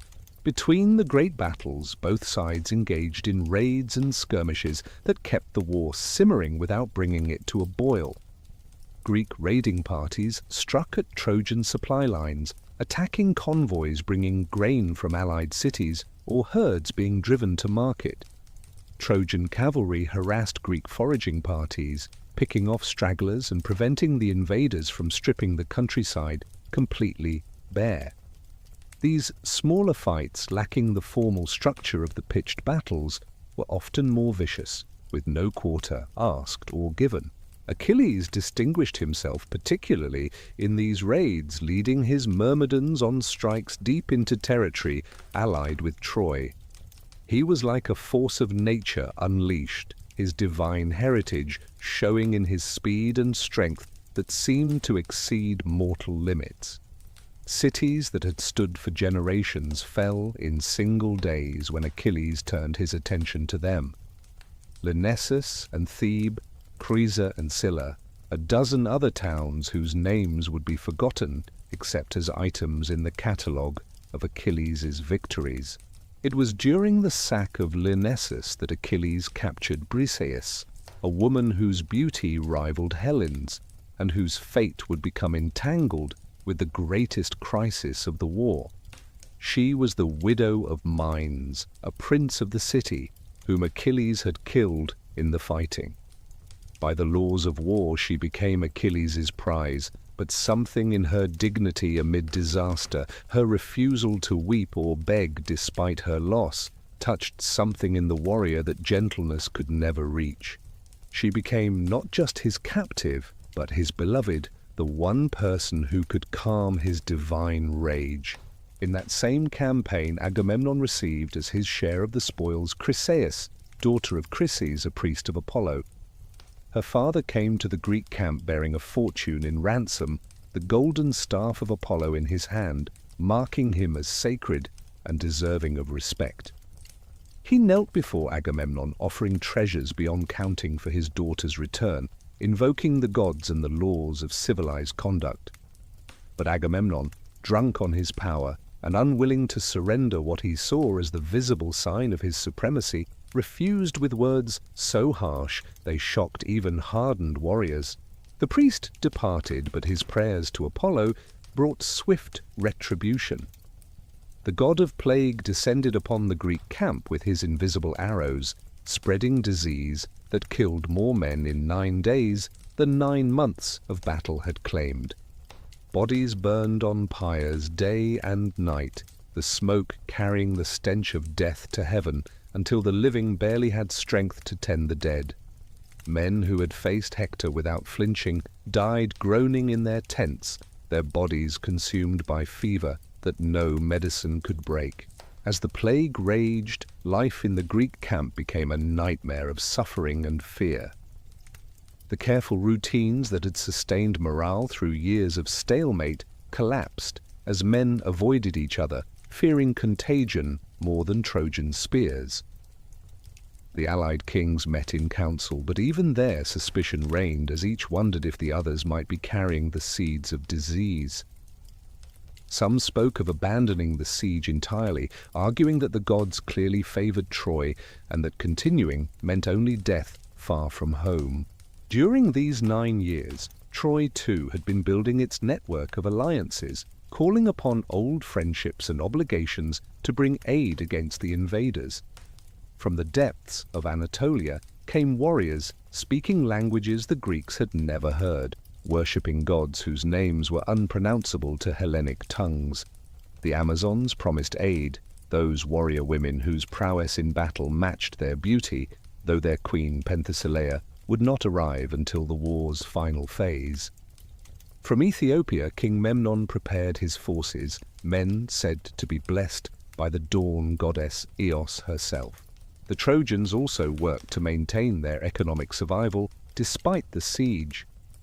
Secret paths through the mountains allowed some trade to continue, though at great risk and expense. The famous Trojan horses, bred on hidden pastures far from the fighting, remained a source of wealth that could be converted to grain or bronze when needed. The city's workshops continued to produce, though instead of luxury goods for trade, they now made spears and arrows, shields and armor to replace what was lost in daily battle. Within Troy's walls, life took on a strange duality. In the mornings, the city might echo with the sounds of battle from the plain, the clash of bronze and the cries of dying men carried on the wind. By evening, if the day had gone well, there might be feasting in the palace, bards singing ancient songs while warriors tried to forget that tomorrow would bring more of the same. Children grew up knowing nothing but war, playing at being Hector or Achilles, not understanding that their games mimicked a reality that would likely consume them. The women of both sides bore their own burdens during these long years. Greek women, left behind in Sparta and Mycenae, Ithaca and Salamis, managed kingdoms and raised children while wondering if their husbands still lived. Some, like Clytemnestra, used the time to nurse grievances and plan revenge. Others, like Penelope, remained faithful despite years of silence and the pressure to accept their husbands' presumed deaths. The war created a generation of widows who did not know they were widows, wives who did not know if they were wives.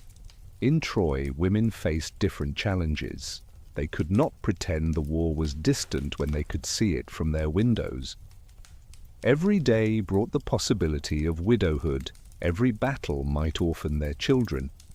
Yet they maintained the religious rituals that kept the city functioning, weaving the sacred robes for Athena's statue, maintaining the eternal fires in the temples, raising children who might never reach adulthood. Some, like Andromache, Hector's wife, created islands of domestic peace amid the chaos, desperate to preserve normalcy for as long as possible. The 9th year of the war brought a sense of desperate stagnation. Neither side could claim to be winning, yet neither could afford to abandon the fight. The Greeks had invested too much in blood and treasure to return home empty-handed, their reputations forever tarnished by failure. The Trojans could not make peace while Helen remained in their city. Yet surrendering her after so many had died, defending her, seemed an even greater betrayal. The war had taken on its own momentum, a grinding wheel that crushed all who came near, but could not be stopped. Raids on the surrounding countryside had stripped it bare for miles in every direction, creating a wasteland where once fertile fields had flourished. Both armies now depended on supplies brought from increasing distances, straining the resources of their respective allies. Men who had arrived as young warriors now had grey in their beards, and some of the sons of the original fighters had grown old enough to join their fathers in the battle lines. The war had become a way of life, its ending almost unimaginable. Yet beneath this surface stagnation, pressures were building that would soon fracture the stalemate. The capture of Chryseis and Briseis had set in motion events that would bring the conflict to its decisive phase. Personal rivalries among the Greek leaders, suppressed for years in the name of unity, were ready to explode. In Troy, war weariness was growing even as new allies prepared to enter the fight.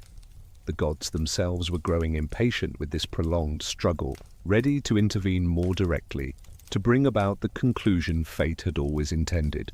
As the 9th year drew to its close, both camps sensed that something was about to change. The very air seemed charged with impending crisis, like the oppressive stillness before a thunderstorm.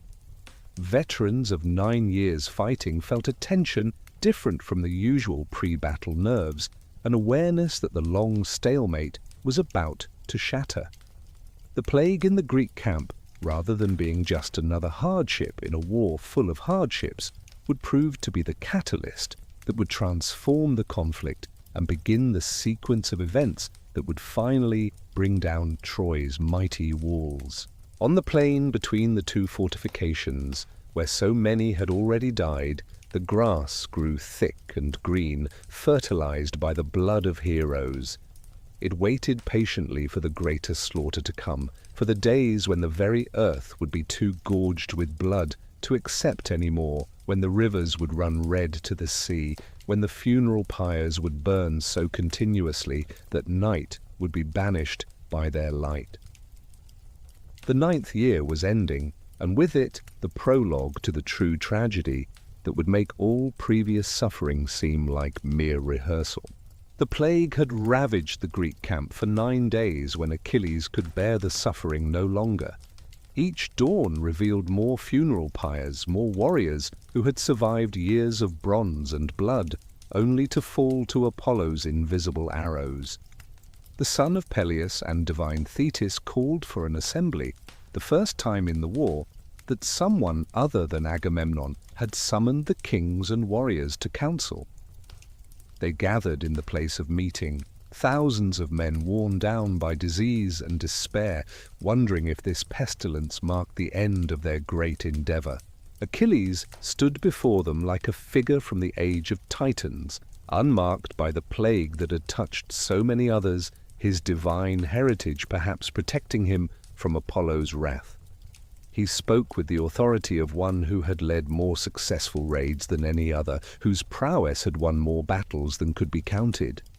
The plague must have a cause, he declared, and that cause must be discovered and addressed, or they would all die on this foreign shore, not from Trojan spears, but from divine anger.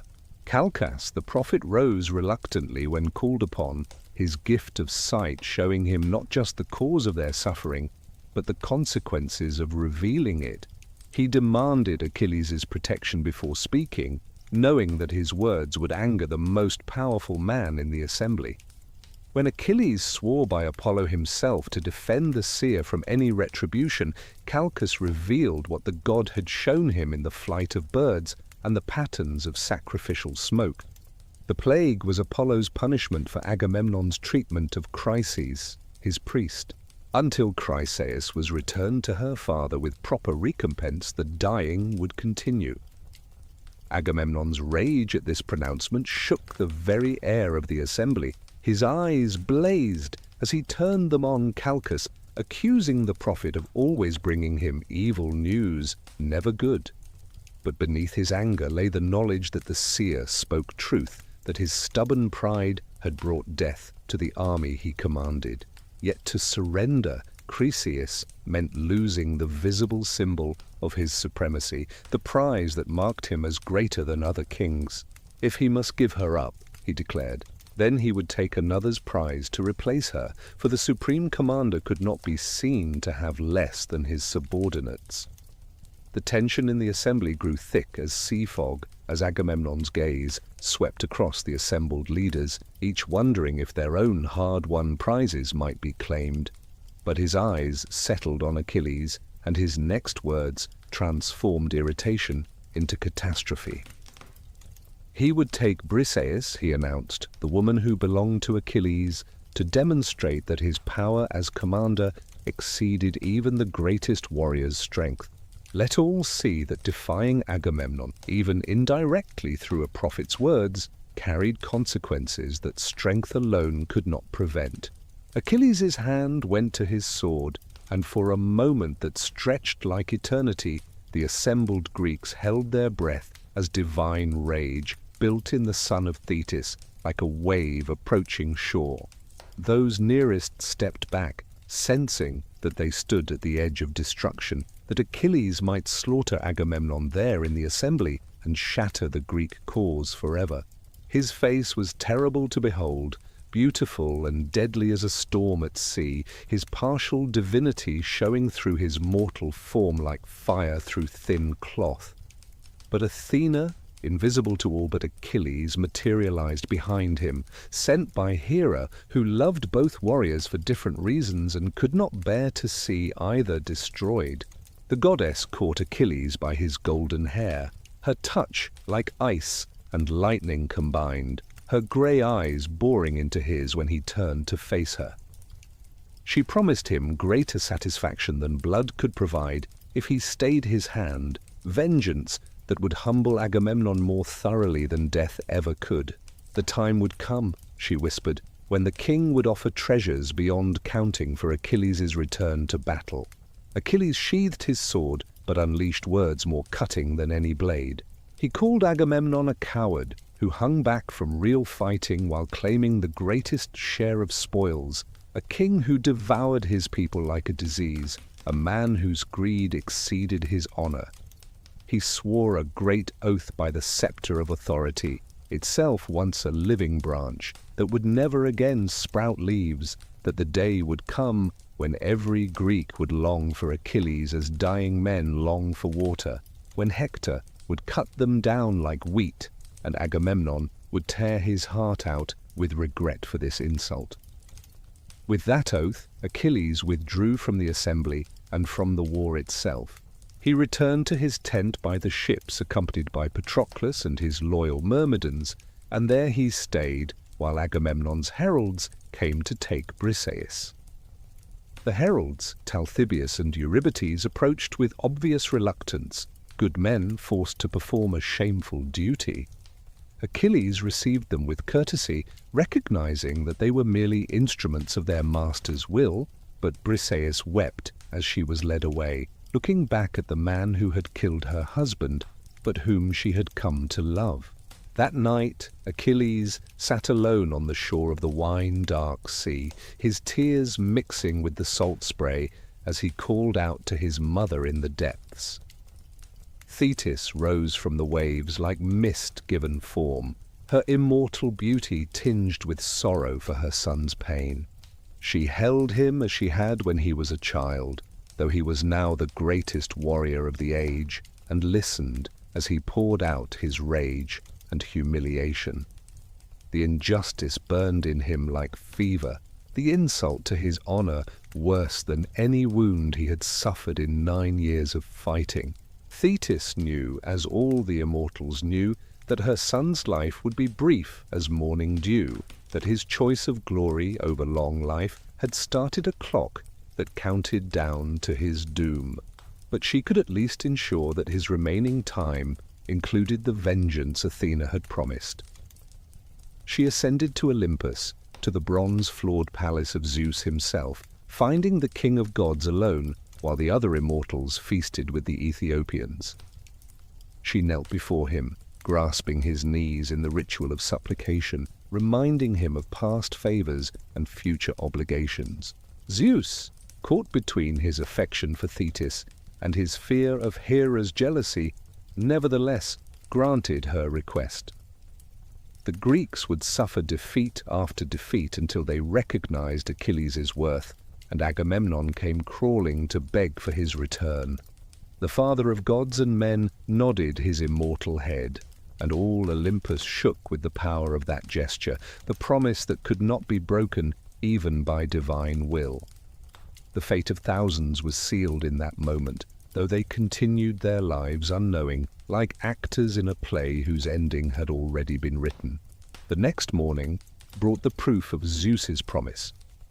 When the armies met on the plain, the Trojans fought with unprecedented fury, as if Ares himself had breathed new courage into their hearts.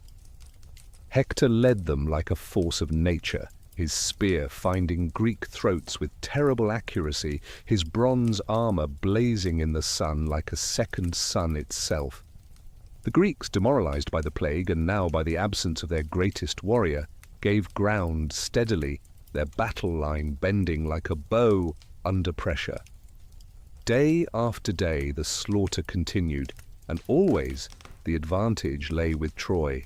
Heroes who had stood firm for 9 years suddenly found their courage failing, their shield arms weak, their spears missing their marks. The Trojans pressed closer to the Greek ships with each battle, and men began to speak openly of boarding those ships and sailing home in defeat. Agamemnon himself began to doubt, wondering if Zeus had always intended to humiliate him, to make his great expedition end in shame that would echo through all future generations. In his tent by the shore, Achilles could hear the sounds of battle, closer each day, but he remained unmoved. He played his lyre, singing songs of ancient heroes while present heroes died within earshot. Patroclus sat with him, torn between loyalty to his beloved companion and horror at the suffering of their comrades. Each evening brought news of more Greeks fallen, names they knew well now silenced forever, and still Achilles' anger burned undiminished, fed by divine pride that made forgiveness impossible. The situation grew so desperate that Agamemnon finally broke, sending an embassy to Achilles with offers that would have tempted any mortal man. Odysseus led the group, accompanied by Ajax and Phoenix, Achilles' old tutor.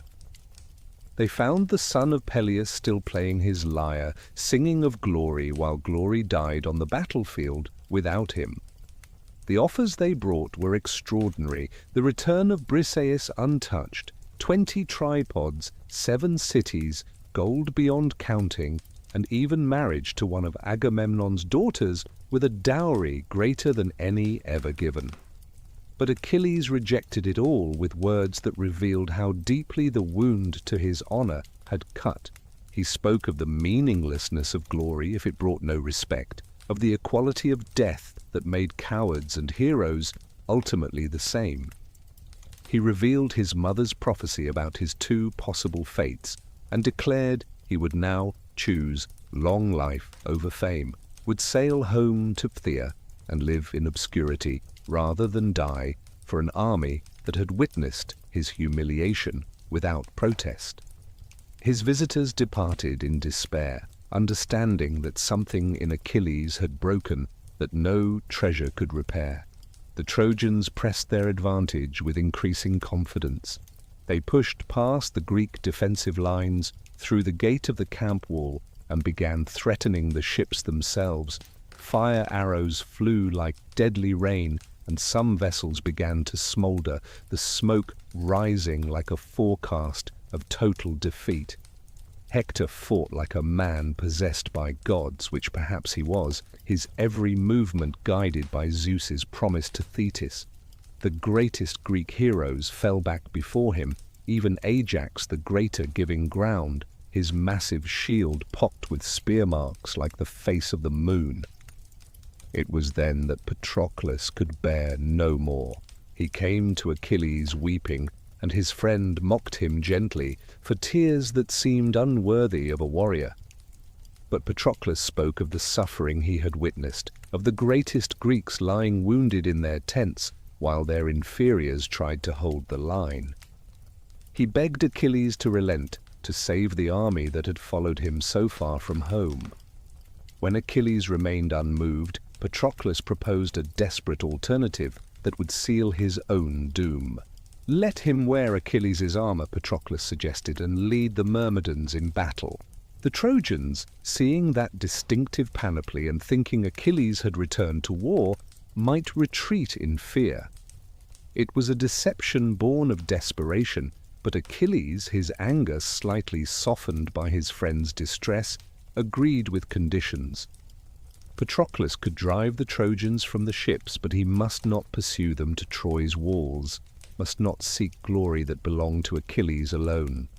The warning was clear, but fate had already woven a different pattern. Patroclus armed himself in Achilles' divine armor, everything except the great spear that only Achilles could wield, that weapon carved from ash of Mount Pelion that had drunk so much blood over the years. When he emerged from the tent, the Myrmidons raised a cheer that shook the earth, believing their lord had finally returned to lead them. Patroclus did not correct them, knowing the deception was part of the strategy, though something in wearing his beloved's armor made him feel like he was wearing his own death shroud. The effect on the battle was immediate and devastating.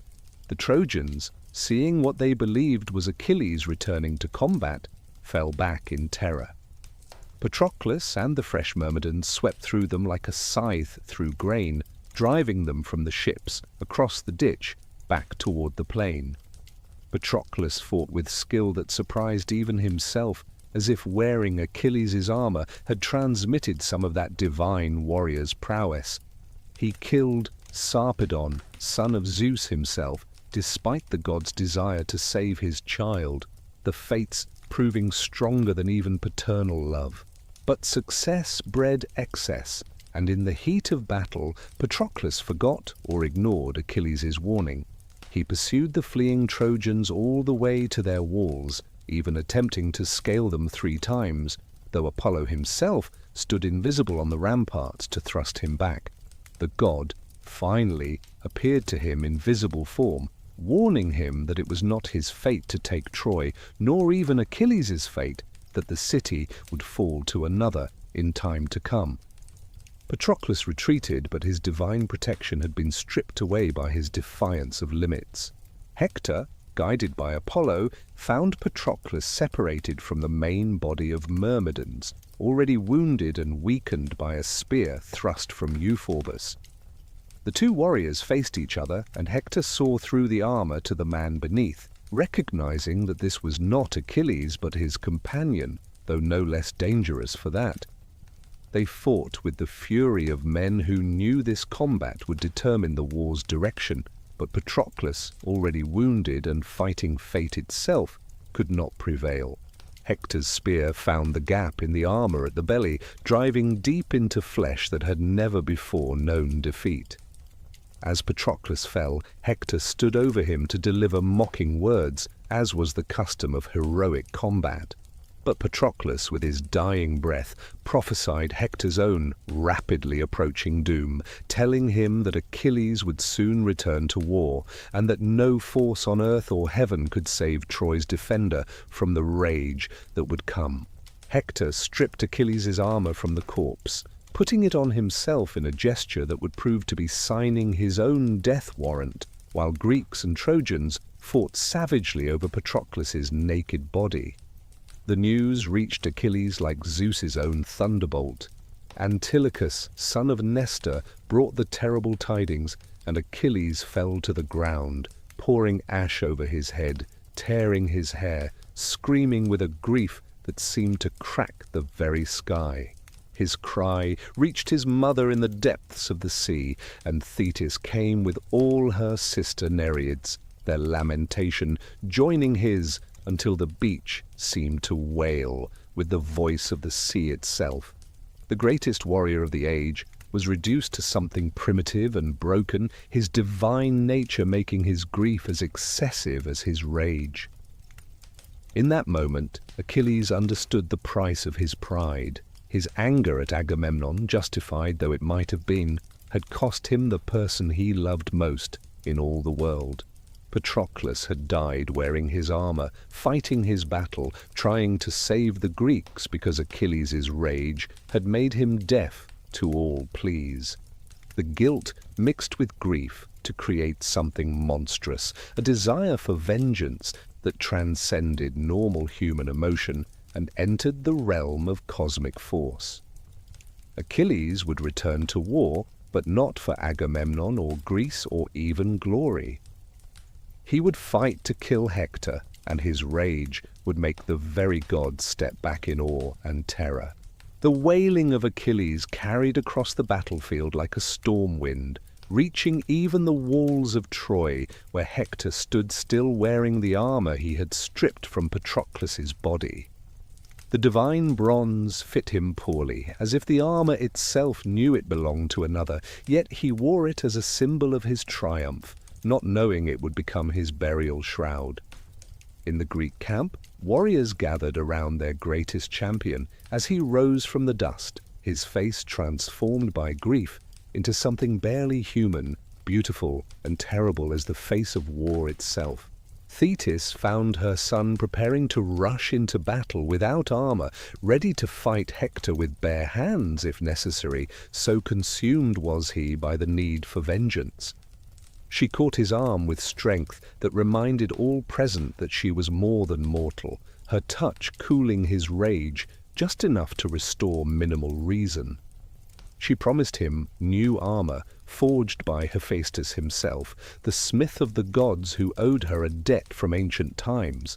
Until dawn brought this divine equipment, she made Achilles swear to hold back from battle, though the oath came through clenched teeth and every muscle in his body strained toward immediate violence.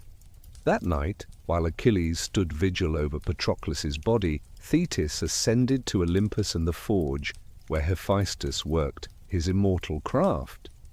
The god of fire and metalwork had loved Thetis since she had sheltered him when Zeus threw him from heaven for his lameness, and he poured that love and gratitude into the creation of armor that would surpass anything ever worn by mortal man. He worked through the night with divine speed, his mighty hands shaping bronze that seemed alive, creating protection that was simultaneously art and instrument of death. The shield he crafted became a cosmos unto itself, its surface depicting the entire world of gods and men in precious metals. At its center lay the earth, sea, and sky, the sun and moon in their courses, all the constellations that sailors used to navigate the wine-dark sea. Around these cosmic images ran concentric circles of human life, a city at peace with wedding dances and legal disputes settled with reason rather than swords, and a city at war with armies clashing and women weeping on battlements that might have been Troy itself. The smith god included scenes of agricultural life, ploughing and harvesting, the eternal cycle that war interrupted but could never entirely stop.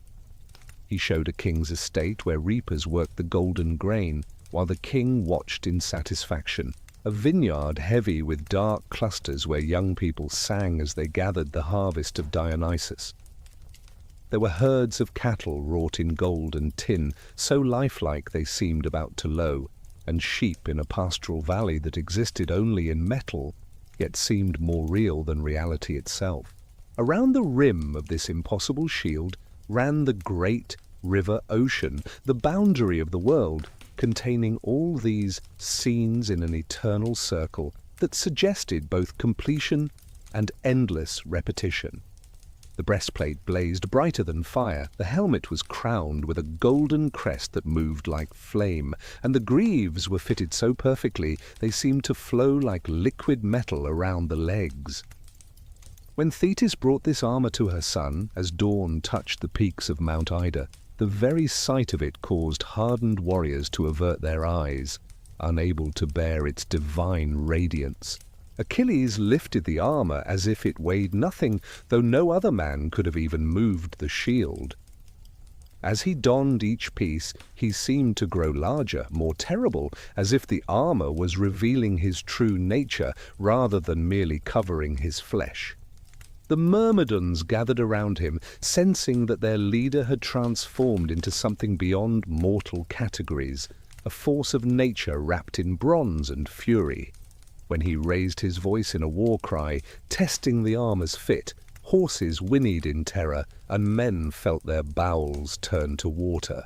But before he could seek his vengeance, there was the matter of reconciliation with Agamemnon, though neither man's heart was truly in it. The king offered everything he had promised before, and more, admitting his folly in taking Briseis, though his apology was couched in terms of divine madness rather than personal responsibility. Achilles accepted the gifts with indifference, declaring that they meant nothing to him now, that only Hector's death could begin to balance the scales. Briseis was returned to him, weeping over Patroclus's body, mourning the gentle man who had promised to see her married to Achilles properly when Troy fell. When Achilles took the field, it was not as a man going to battle, but as a natural disaster given human form. His divine horses, Xanthus and Balius, born of the west wind and able to run faster than mortal steeds, wept as he yoked them to his chariot, knowing what this day would bring. Xanthus was even granted speech by Hera for a moment, prophesying that while they would bring Achilles safely through this day, his own death was approaching swiftly. Achilles silenced the horse with bitter words about the inevitability of fate, caring nothing for his own doom as long as Hector died first. The Trojans saw him coming like one might see a wildfire approaching through drought-struck forest, beautiful and terrible and absolutely unstoppable. His spear, that ash shaft from Pelion that only he could wield, moved through the air like lightning, never missing its mark. Every thrust brought death, every swing of his sword separated souls from bodies. The bronze of his divine armor was soon painted red with blood, and still he pressed forward, leaving a trail of corpses that would have honored any normal warrior's entire career. The Trojans broke and ran, their orderly retreat becoming a rout as Achilles carved through their ranks like a scythe through wheat. Heroes who had stood firm for 9 years threw down their shields and fled rather than face this avatar of destruction. The plain before Troy became a slaughter ground, bodies piling so thick that chariots could not navigate without crushing the dead. Achilles pursued the fleeing Trojans to the very banks of the Scamander River, where the killing became even more terrible. The river itself, ancient Xanthus, whom men called Scamander, was horrified by what Achilles was doing to its waters.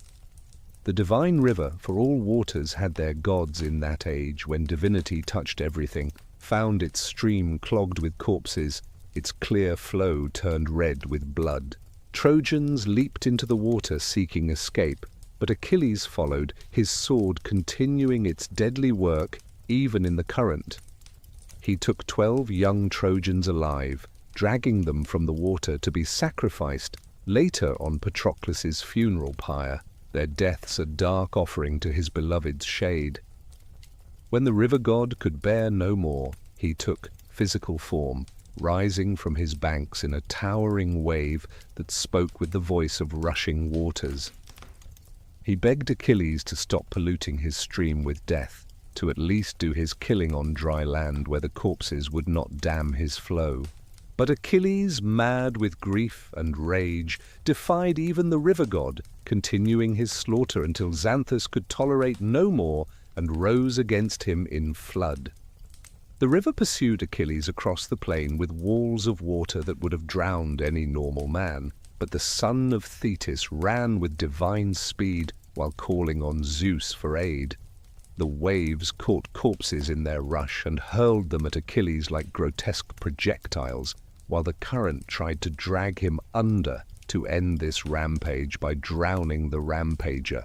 Even Achilles' divine strength began to fail against the immortal river's assault, and for a moment it seemed the greatest warrior of the age would die by water rather than bronze. But Hephaestus, at Hera's urging, turned his divine fire against the river, sending flames that raced along the banks, burning the elms and willows, boiling the water itself until steam rose to heaven. The river cried out in agony as fire met water in cosmic conflict, fish dying in the suddenly heated stream, the very moisture of the earth being burned away. Finally, Xanthus surrendered, swearing to no longer protect the Trojans if only the fire god would relent, and Achilles was free to continue his pursuit of the one man he truly sought. The surviving Trojans fled through the Scaean gate into the city, cramming through the entrance in panic while their enemies approached. But Hector remained outside the walls, standing alone before the great gates, while his parents watched from the ramparts above. Priam begged his son to come inside, tearing his grey hair and beating his breast, painting pictures with words of what would happen to Troy without its greatest defender. Hecuba bared her breast that had nursed him, invoking the sacred bonds between mother and child, pleading with him not to face Achilles alone. But Hector stood firm, though his heart was torn between duty and desire for life. He knew that his stealing of Achilles' armor from Patroclus had made this confrontation inevitable, that honor demanded he face the consequences of his victory. He considered trying to negotiate, offering to return Helen and all her treasures, adding Troy's wealth to make amends. Yet he knew Achilles was beyond such rational discourse, that the man approaching was not interested in treasure or even victory, only in blood for blood, life for life. When Achilles appeared, running toward him with the tireless pace of a hunting wolf, Hector's courage finally broke. The man who had stood against every Greek champion, who had been Troy's bulwark for 9 years, turned and ran. 3 times around the great walls of Troy they ran, Achilles pursuing and Hector fleeing, their feet following the wagon track that circled the city. The Trojans watched from the walls in horror, while the Greeks stood witness from the plain. All combat stopped as everyone watched this fatal chase. The gods watched too, and Zeus held up his golden scales to weigh the fates of the 2 heroes. Hector's pan sank down toward Hades, and Apollo, who had protected Troy's champion so many times before, departed with a sorrow that even immortals could feel. Athena, ever Achilles' partisan, took action, appearing to Hector in the form of his brother Deiphobus, offering to stand with him against their terrible foe. Strengthened by what he thought was familial support, Hector stopped running and turned to face his doom. The 2 greatest warriors of their age faced each other at last, and Hector tried once more for reasonable discourse, proposing that whoever won would return the other's body for proper burial. Achilles rejected this with words that came more from a beast than a man, saying there could be no oaths between lions and men, between wolves and lambs, only death and hatred eternal. His first spear cast missed as Hector ducked, but Athena invisibly returned the weapon to Achilles' hand, while Hector's own cast bounced harmlessly off the divine shield. When Hector turned to take a spear from the brother he thought stood beside him, he found only empty air, and understood that the gods had played their final trick. With the courage of despair, he drew his sword and charged, knowing he would die, but determined to die with glory that would echo through the ages. Achilles, who knew every piece of his own armor that Hector wore, drove his spear through the gap at the collar where the neck joined the shoulders, the bronze point emerging from the other side in a spray of blood. As Hector fell, Achilles stood over him to deliver the traditional boasts of victory, but his words went far beyond normal warrior pride. He spoke of how dogs and birds would tear Hector's flesh, how his body would rot unburied, while Patroclus received the honors of a king. Hector, dying, begged once more for his body to be ransomed, offering wealth beyond dreams, but Achilles' rage had passed beyond all human bounds. With his final breath, Hector prophesied Achilles' own approaching death at the Scaean Gate, killed by Paris and Apollo, prophecy that would prove all too accurate. What followed shocked even warriors hardened by 9 years of brutal war. Achilles stripped his armor from Hector's body, that same armor Hector had taken from Patroclus, then pierced the tendons behind both ankles, threading leather cords through the holes. He tied the body to his chariot and dragged it through the dust back to the Greek camp, Hector's head bouncing along the ground, his dark hair trailing in the dirt. From Troy's walls came a wailing that seemed to shake the very stones, Andromache fainting when she saw her husband's body defiled, Hecuba tearing her robes, Priam crying out that he wished to die rather than witness such dishonor. For 12 days Achilles continued his savage mourning. Each dawn he would drag Hector's body 3 times around Patroclus's tomb, leaving it face down in the dust while he held elaborate funeral games for his beloved companion. The games themselves were magnificent, with prizes that kings would envy and competitions that brought moments of joy to the grief-stricken army. But always there was the terrible sight of Hector's corpse, though Apollo and Aphrodite secretly preserved it from decay and damage, not allowing even dogs to approach what had been Troy's noblest hero.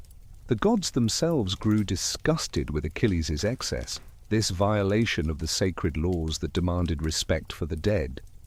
Zeus sent Thetis to her son with commands that brooked no refusal, while Iris flew to Priam with instructions that would require more courage than any battle.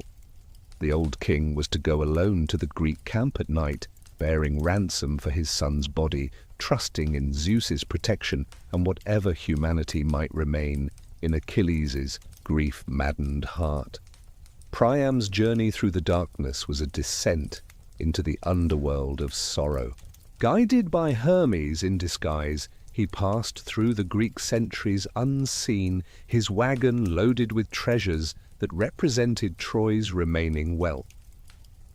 The old king entered Achilles' tent to find the warrior at dinner with his companions, and what followed was one of the strangest and most moving scenes of the entire war. Priam knelt before his son's killer, grasping Achilles' knees in supplication, kissing the hands that had shed so much Trojan blood. The sight of the aged king, who reminded Achilles of his own father Peleus, whom he would never see again, broke through the wall of rage that had surrounded the warrior's heart. For the first time since Patroclus' death, Achilles wept not in anger, but in pure sorrow, understanding suddenly the universal nature of loss, how every death in this war meant someone's Patroclus, someone's Hector. The 2 men cried together, enemies united in grief, mortality making them brothers in a way that life never could. Achilles raised Priam gently, offering him food and wine, treating him with the courtesy due to a father and king. They spoke through the night about loss and fate, about the cruelty of gods who lived free from sorrow while mortals suffered and died. Achilles had Hector's body washed and wrapped in fine cloth before Priam saw it, sparing the father the sight of his son's mistreatment.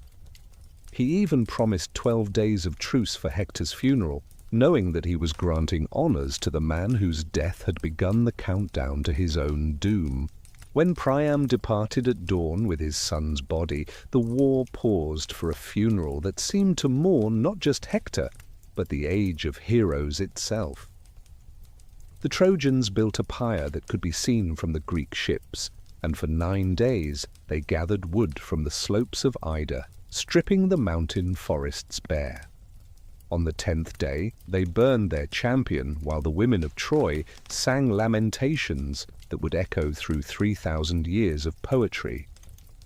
Andromache sang of losing not just a husband, but a protector, knowing that slavery awaited her and death for her infant son when the city fell.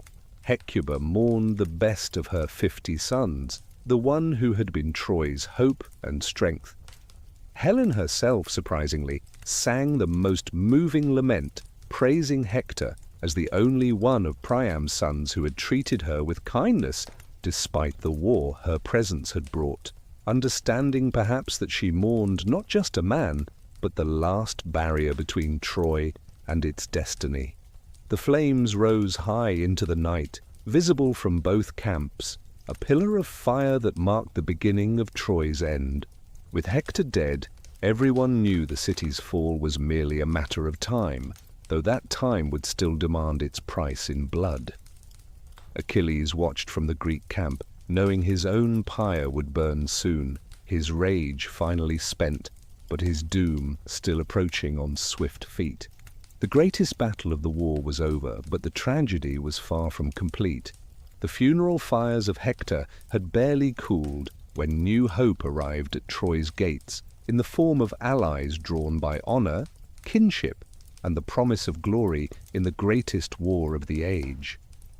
From the distant lands where the Black Sea touched the edge of the world came Penthesilea, queen of the Amazons, leading a band of warrior women whose skill with bow and blade matched any man's.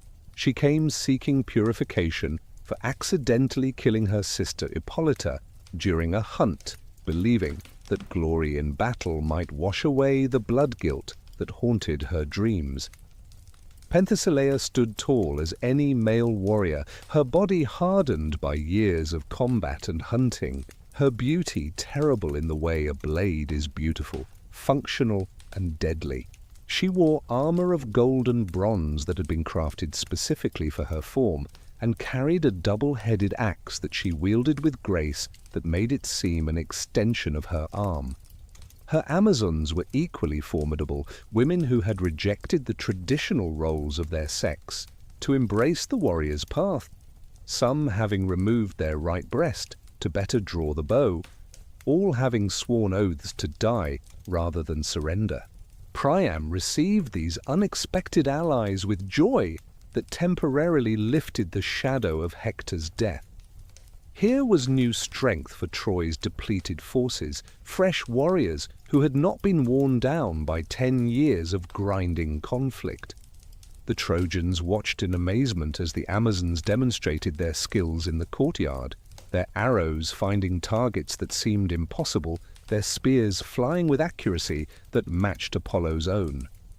When Penthesilea vowed to kill Achilles herself, some dared to hope that this foreign queen might accomplish what their greatest champion had failed to achieve. The next morning brought the Amazons' first test as they joined the Trojans in a sortie against the Greek camp. Penthesilea fought like a force of nature unleashed, her axe cleaving through bronze armor as if it were cloth, her war cry inspiring the weary Trojans to fight with renewed vigor. She killed Machaon, the Greeks' finest healer, a loss that would cost many lives in the days to come. She drove her spear through Nereus, the most beautiful of the Greeks after Achilles, proving that beauty meant nothing against martial skill. For a brief, glorious moment, it seemed the Amazons might turn the tide. The Greeks fell back before these fresh warriors who fought with styles and strategies they had never encountered. The women's lighter armor made them faster than the heavily armed Greek hoplites, and their skill with bows allowed them to strike from distances the Greeks could not match. Penthesilea herself seemed to be everywhere at once, rallying the Trojans, cutting down Greeks, pushing always toward where she believed Achilles would be found. But the son of Peleus had been watching from afar, initially amused by reports of this woman who claimed she would defeat him. When he finally entered the battle, the meeting between them was like the collision of two storms. They faced each other across a field already littered with the dead, and for a moment even the other combatants stopped to witness this confrontation. Penthesilea attacked with all the skill that had made her legendary among the Amazons, her axe singing through the air in patterns that should have found flesh. Yet Achilles was beyond mortal skill, especially now when death had become his only companion since Patroclus's fall. He moved with the terrible grace of one who no longer feared anything fate might bring, his divine armor turning aside her strongest blows, his spear always finding the gaps in her defense. Still she fought with courage that earned his respect, never retreating, never begging, meeting his divine fury with mortal determination that was its own kind of divinity. The end came swiftly, when Achilles' spear, that ash shaft from Pelion, pierced through Penthesileia's armor just below the breast, the bronze point driving through to pin her to the ground. As she lay dying, her helmet fell away, revealing her face fully for the first time. Achilles, looking down at his defeated foe, was struck by her beauty and courage combined, feeling for the first time since Patroclus's death something other than rage or grief. Some say he fell in love with her in that moment of her death, the tragedy of it adding another layer to his mounting sorrows. Thersites, the ugliest and most spiteful of the Greeks, mocked Achilles for his visible emotion over a fallen enemy, suggesting with crude words that the great warrior harbored unnatural desires for the Amazon's corpse. Achilles' response was immediate and brutal, his fist crushing Thersites' skull with a single blow, killing him instantly. This murder of a fellow Greek, even one as despised as Thersites, created a crisis that required Achilles to sail to Lesbos for purification, temporarily removing him from the battlefield where his doom waited. During Achilles' absence, another ally arrived to bolster Troy's failing strength. Memnon, king of Ethiopia, led an army from the lands beyond Egypt, where the sun rose each day from his mother Eos's palace. He was said to be the most beautiful of all warriors, his armor crafted by Hephaestus himself at the request of his divine mother, making him Achilles' equal in equipment, if not in skill. His Ethiopian warriors were unlike any the Greeks had faced, their dark skin marking them as men from the edge of the world, their loyalty to their king absolute. Memnon brought hope that exceeded even what Penthesileia had provided, for he was the son of a goddess, possessing strength and speed beyond normal mortals. In his first battle he killed Antilochus, son of Nestor, who died protecting his aged father from Memnon's spear. This death brought Achilles racing back from Lesbos, purified and ready to face this new threat to Greek success. The meeting between the two semi-divine warriors was anticipated by both armies as the potential deciding combat of the entire war. They met as dawn broke, appropriate for the son of the dawn goddess to make his final stand. The combat lasted for hours, neither warrior able to gain clear advantage, their divine mothers watching from above with terror that even immortals could feel. Zeus himself weighed their fates in his golden scales, and when Memnon's pan sank toward death, Eos wept tears that became the morning dew that still graces the world each dawn. Achilles' spear finally found its mark, and Memnon fell, his death marking the last great victory Achilles would achieve. But even as Achilles stood triumphant over Memnon's body, Apollo was preparing the warrior's doom. The god had not forgotten Achilles' desecration of Hector's corpse, the impiety of his excessive grief, and most of all, the killing of Troilus, Apollo's own son, years before in the god's own temple. As Achilles pursued the fleeing Trojans toward the Scaean gate, fighting with the fury that had characterized his final days, Apollo took action that would end the age of heroes' greatest exemplar. Paris stood on the walls, his bow in hand, watching the Greek terror approaching the gates. Apollo appeared beside him, invisible to all others, guiding his hand as he drew the arrow back, the god's divine sight ensuring what mortal skill could never guarantee. The arrow flew true, guided by immortal will, striking Achilles in his heel, the only vulnerable spot on his body where his mother Thetis had held him when she dipped him as an infant in the river Styx to make him invulnerable. The poison on the arrow's tip worked quickly, spreading through Achilles' body like fire through dry wood. The greatest warrior of the age fell at the very gates of Troy, his death cry echoing across the battlefield like the lament of the war itself. Greeks and Trojans alike stopped fighting, stunned that Achilles could die, that mortality could claim one who had seemed like force of nature itself. A terrible battle erupted over his corpse, Ajax the Greater, carrying the body while Odysseus held off the Trojans who sought to claim it as they had claimed Patroclus. The funeral of Achilles exceeded even Patroclus's in its magnificence and sorrow.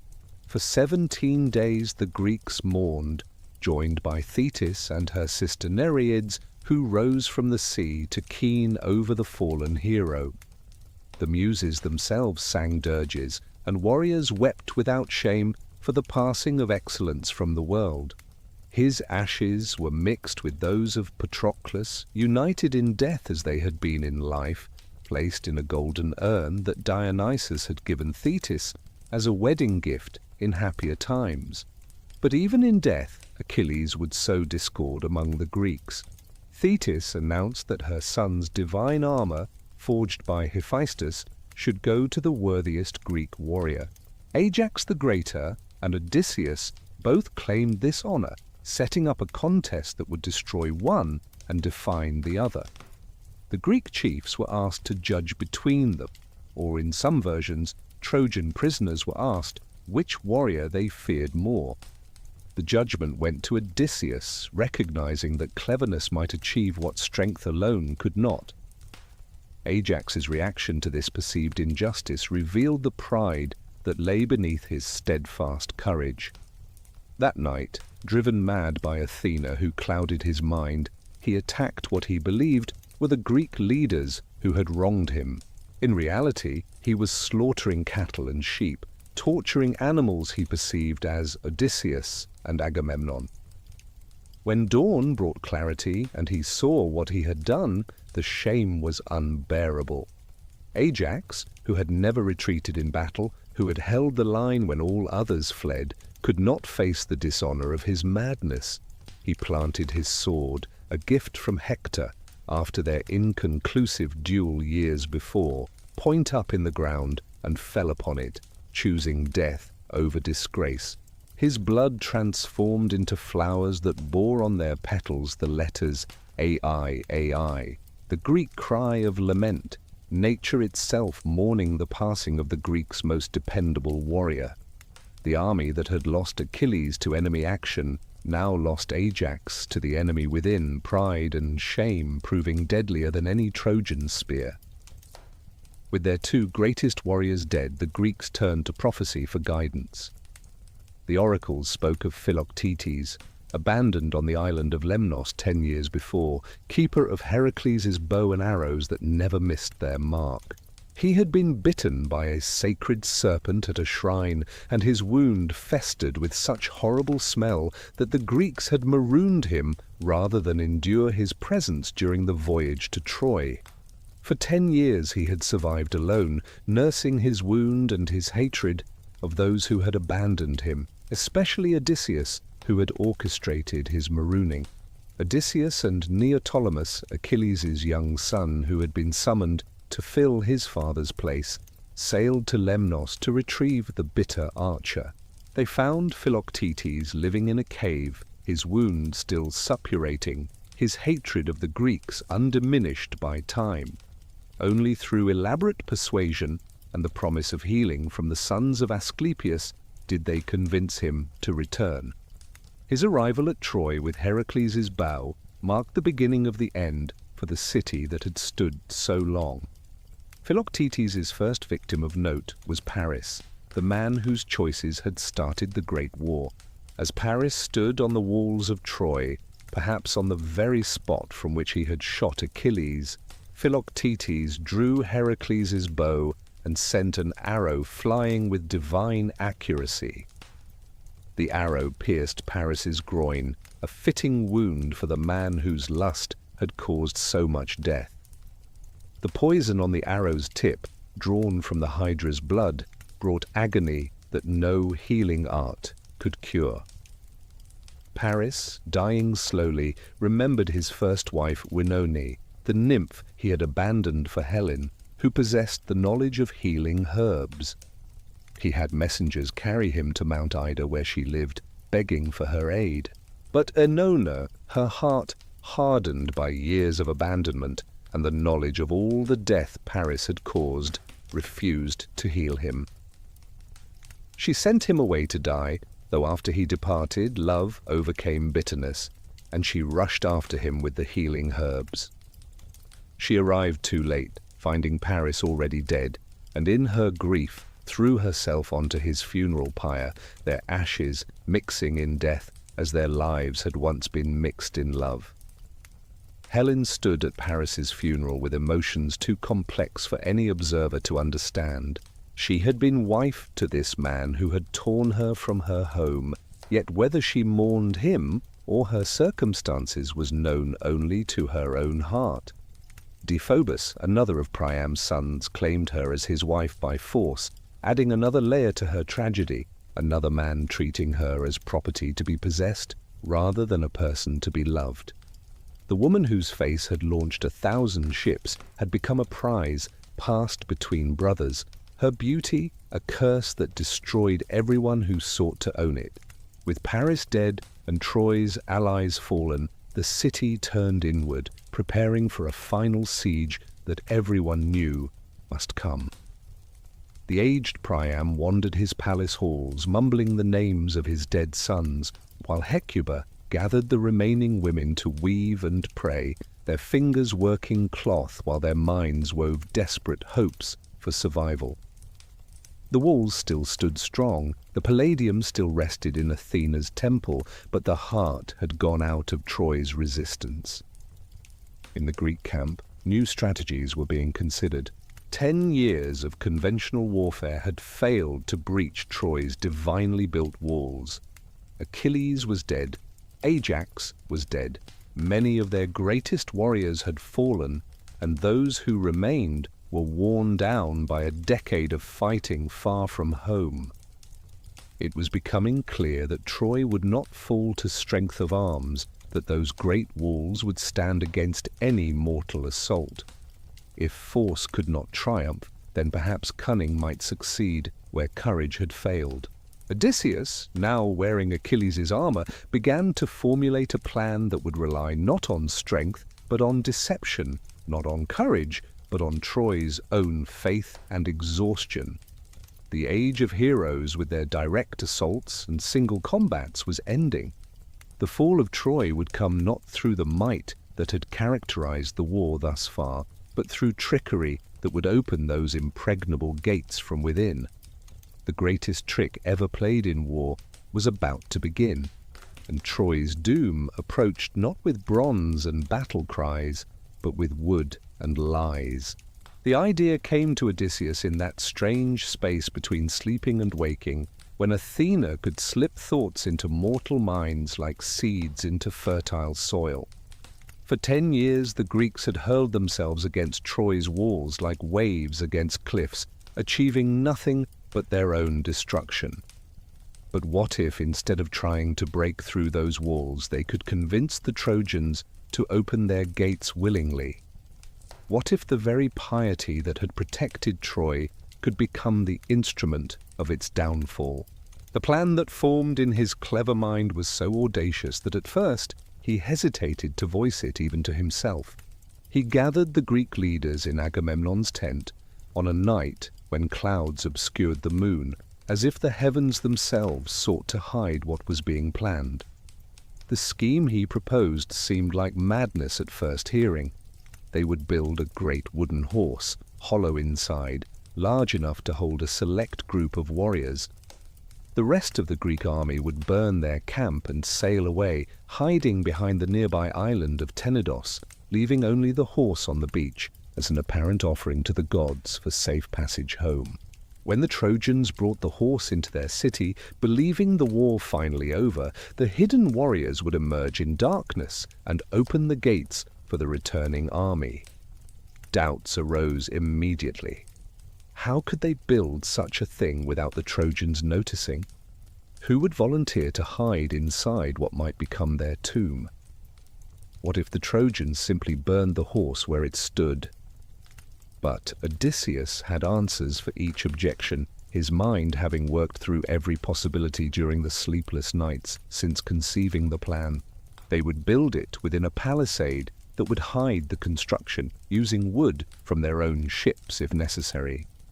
The bravest warriors would compete for the honor of being chosen, and they would leave behind a convincing story that would make the Trojans eager to bring the horse within their walls. The construction fell to Epeius, a warrior better known for his skill as a carpenter than his prowess in battle. Some mocked him for this, but Athena herself guided his hands as he worked, ensuring that this instrument of Troy's doom would be perfect in every detail. The horse rose on the beach like a monument to impossibility, its wooden flanks smooth as silk, its mane carved with such skill it seemed to ripple in the wind. Upon its side, Epeius inscribed in golden letters. For their return home, the Greeks dedicate this offering to Athena. The horse stood 30 feet high, its hollow belly accessible through a hidden door so cleverly concealed that even knowing its location, one could barely find the seams. Inside, wooden benches were installed where warriors could sit in silence, with provisions for 3 days, though they hoped to need them for only 1 night. Air holes were drilled with careful precision, hidden in the decorative carvings, so that those within could breathe without the openings being detected. Every detail was considered, from cushions to muffle the sound of armor, to a system of ropes that would allow them to drop quickly when the time came. Selecting the warriors to hide within the horse proved contentious, as many sought the glory of being part of this desperate gambit. Odysseus would lead them naturally, as it was his plan and his responsibility if it failed. Menelaus insisted on inclusion, eager to be among the first to reclaim his wife. Diomedes volunteered, his courage undiminished by 10 years of war. Others were chosen for specific skills, Epeius himself to operate the hidden door, Philoctetes with his bow for ranged combat if needed, and various warriors known for their ability to remain silent and still for extended periods. The number varies in different tellings from 23 to 50 men who climbed into that wooden belly, though 30 seems most likely given the horse's dimensions. As each warrior took his place in the darkness within, he understood he might be entering his tomb. If the Trojans discovered them or simply set the horse ablaze, there would be no escape, no glorious last stand, only death by fire or suffocation. Yet they entered willingly, trusting in Odysseus's cleverness and Athena's favor. Before dawn on the chosen day, the rest of the Greek army struck their camp with practiced efficiency born of 10 years' experience. Tents were folded, equipment loaded, cook fires extinguished for what the Trojans would believe was the final time. They made sure to leave signs of hasty departure, abandoned items that suggested exhaustion and defeat rather than strategic withdrawal. As the ships pulled away from the shore they had occupied for so long, many wondered if this elaborate deception would work, or if they were simply accepting a defeat that direct assault had failed to prevent. All departed except one man, chosen for this role because of his ability to lie with utter conviction. Sinon, a relative of Odysseus, allowed himself to be captured on the beach, his hands bound with ropes, loose enough that he could have escaped if he wished, his body bearing carefully inflicted wounds that looked like evidence of torture. When Trojan scouts found him cowering near the horse, he performed his role perfectly. Terror and relief mixing in his features as he begged for protection, from his supposed former comrades. The story Sinon told the Trojans was a masterpiece of deception, woven with enough truth to be believed. He claimed the Greeks had wanted to abandon the siege years ago, but were prevented by adverse omens. Calchas, the prophet, had declared that as they had begun the war with a human sacrifice, Iphigenia, so they must end it with another. Sinon had been chosen as the victim, but had escaped at the last moment, preferring to throw himself on Trojan mercy rather than die for leaders who had brought nothing but suffering. As for the horse, Sinon explained with perfect sincerity that it was indeed an offering to Athena, built to appease the goddess for Odysseus's theft of the Palladium from her Trojan temple. The Greeks had made it so large, he claimed, precisely so the Trojans could not bring it into their city. Calchas had prophesied that if the horse entered Troy, the city would become invincible and one day conquer Greece itself. But if the Trojans destroyed it, Athena's wrath would turn against them instead of the Greeks. Every word was calculated to make the Trojans eager to bring the horse inside to claim the divine favor they believed it represented. The Trojans who heard this tale were divided in their response. Some wanted to accept this apparent gift from the gods, seeing it as proof that their long suffering had finally ended. Others suspected a trap, noting how convenient it was that this prisoner had appeared just in time to explain the horse's significance. The debate might have continued indefinitely, but it was interrupted by the arrival of one whose words carried the weight of divine authority, though that authority would prove to be Troy's curse rather than its blessing. Priam himself came down to the beach to see this wonder, accompanied by his remaining sons and counselors. The old king walked around the horse, marveling at its craftsmanship, running his aged hands along its smooth wooden flanks. In his exhaustion after 10 years of war and the loss of so many sons, he wanted to believe the conflict was over. The horse seemed to him a sign that Troy had endured, that the suffering had not been in vain. He ordered it brought into the city, overruling those who counselled caution. But one voice rose in desperate opposition, though it was a voice Troy had learned to ignore despite its perfect accuracy. Cassandra, cursed by Apollo to speak truth that none would believe, ran wild through the crowd, her hair dishevelled, her eyes blazing with the clarity of prophecy. She screamed that the horse contained armed warriors, that bringing it inside would mean Troy's doom, that she could hear the very breathing of the men hidden within. She beat her fists against the wooden flanks, calling on the warriors inside to reveal themselves, knowing they would not, and that her warnings would be dismissed, as they always were. Even more dramatic was the intervention of Laocoon, priest of Poseidon, who came running from his temple, shouting warnings that rang across the beach. "What madness is this?" he cried. "Do you think the Greeks have sailed away? Do you know Odysseus so little? Either this horse hides Greeks within, or it is an engine built to breach our walls. Trust not the horse, Trojans. I fear the Greeks even when bearing gifts." With these words, he hurled his spear with all his strength at the horse's side, where it struck with a hollow boom that should have revealed the truth. For a moment, the crowd wavered, that hollow sound raising doubts even in those eager to believe the war over. But then came an event so terrible that it seemed to confirm divine will in favor of bringing the horse into Troy. From the sea emerged 2 serpents of impossible size, their coils churning the water to foam, their eyes blazing like funeral fires. They moved toward shore with terrible purpose, and the crowd scattered in panic, leaving only Laocoon and his 2 young sons who had been helping him prepare a sacrifice to Poseidon.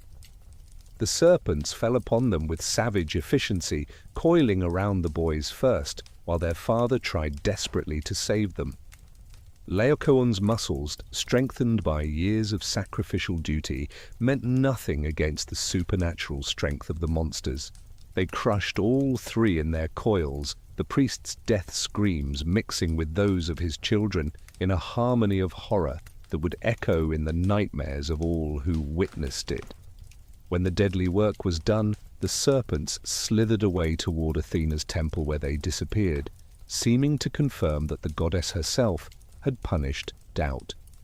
The Trojans interpreted this horror as divine judgment on Laocoon for his impiety in attacking the sacred offering. If the gods would kill a priest for merely spearing the horse, what might they do to Troy if it rejected or destroyed this gift entirely? Fear conquered doubt, exhaustion overcame caution, and the decision was made to bring the horse into the city. The gates, which had remained closed to enemies for 10 years, were opened wide, though the horse was so large that part of the wall had to be dismantled to accommodate its passage. What rejoicing filled Troy that day! What release of 10 years' tension and fear! Women who had not smiled since their husbands died laughed as they watched the horse being dragged through the streets. Children who had known nothing but war ran alongside, touching its wooden legs for luck. Wine jars that had been saved for victory were opened, and the entire city began a celebration that they believed marked the end of their long nightmare. In every temple, sacrifices were offered to the gods in thanksgiving for deliverance. As night fell, the celebration intensified rather than diminished. Bonfires blazed in every square, musicians played songs that had not been heard since before the war, and dancers whirled through the streets in ecstatic release. The wine flowed like rivers, and even the guards on the walls drank deeply, believing their watch finally ended. In the palace, Priam held a great feast, tears of joy streaming down his weathered face as he spoke of rebuilding, of his surviving sons who would now live to have sons of their own, of Troy rising even greater from its trials. Helen alone seemed subdued amid the rejoicing, moving through the palace like a ghost at a wedding. At one point, she approached the horse where it stood in the courtyard before Athena's temple and walked around it 3 times, calling out in perfect imitation the voices of the Greek warriors' wives. She called to Menelaus in her own voice, to Odysseus in Penelope's, to Diomedes in his wife's tones. Inside the horse, the warriors trembled at hearing these beloved voices, and Anticlus would have cried out had Odysseus not covered his mouth with such force that he nearly suffocated. Some say Helen did this to expose the trap, seeking redemption through saving Troy. Others claim Deiphobus forced her to do it, suspicious of the horse but using his wife's gifts to test it. Still others believe she was torn between her 2 worlds, Greek by birth but Trojan by a decade's residence, and her actions reflected that impossible division. Whatever her motivation, Odysseus's hand over Anticlus's mouth and the wine-dulled senses of the Trojan guards prevented discovery. As the night grew late and the celebration finally began to wind down, Trojans stumbled to their homes, many collapsing in streets and squares, overwhelmed by wine and exhaustion. The guards who should have watched the walls were sleeping at their posts or had abandoned them entirely to join the festivities. Troy slept the deep sleep of those who believed themselves finally safe, not knowing that their supposed deliverance was actually their doom approaching on silent feet. In the horse, the Greek warriors waited in cramped darkness, listening to the sounds of celebration fade into silence. They had been inside for nearly 20 hours, their bodies aching from enforced stillness, their minds racing between hope and fear. When Odysseus finally judged that the city slept deeply enough, he gave the signal. Epius operated the hidden mechanism, and the door swung open on well-oiled hinges, making no sound that might wake the sleeping Trojans. One by one, the Greeks descended on knotted ropes, their feet touching Trojan soil for the first time in 10 years without opposition. They moved through the empty streets like shadows, marveling at finally being within the walls that had defied them so long. Their primary mission was to open the gates, but first they silently killed any guards they found still at their posts, ensuring no alarm could be raised. The gates, that had stood closed for a decade, swung open with surprising ease, as if Troy itself had grown weary of resistance. Outside, the Greek fleet had already returned under cover of darkness, guided by a fire signal from Sinon. The army that had supposedly sailed away in defeat now poured through Troy's open gates like water through a broken dam. They moved through the sleeping city with terrible purpose, following plans laid during the long hours of waiting. Each contingent had specific targets: the palace, the temples, the homes of Troy's nobles.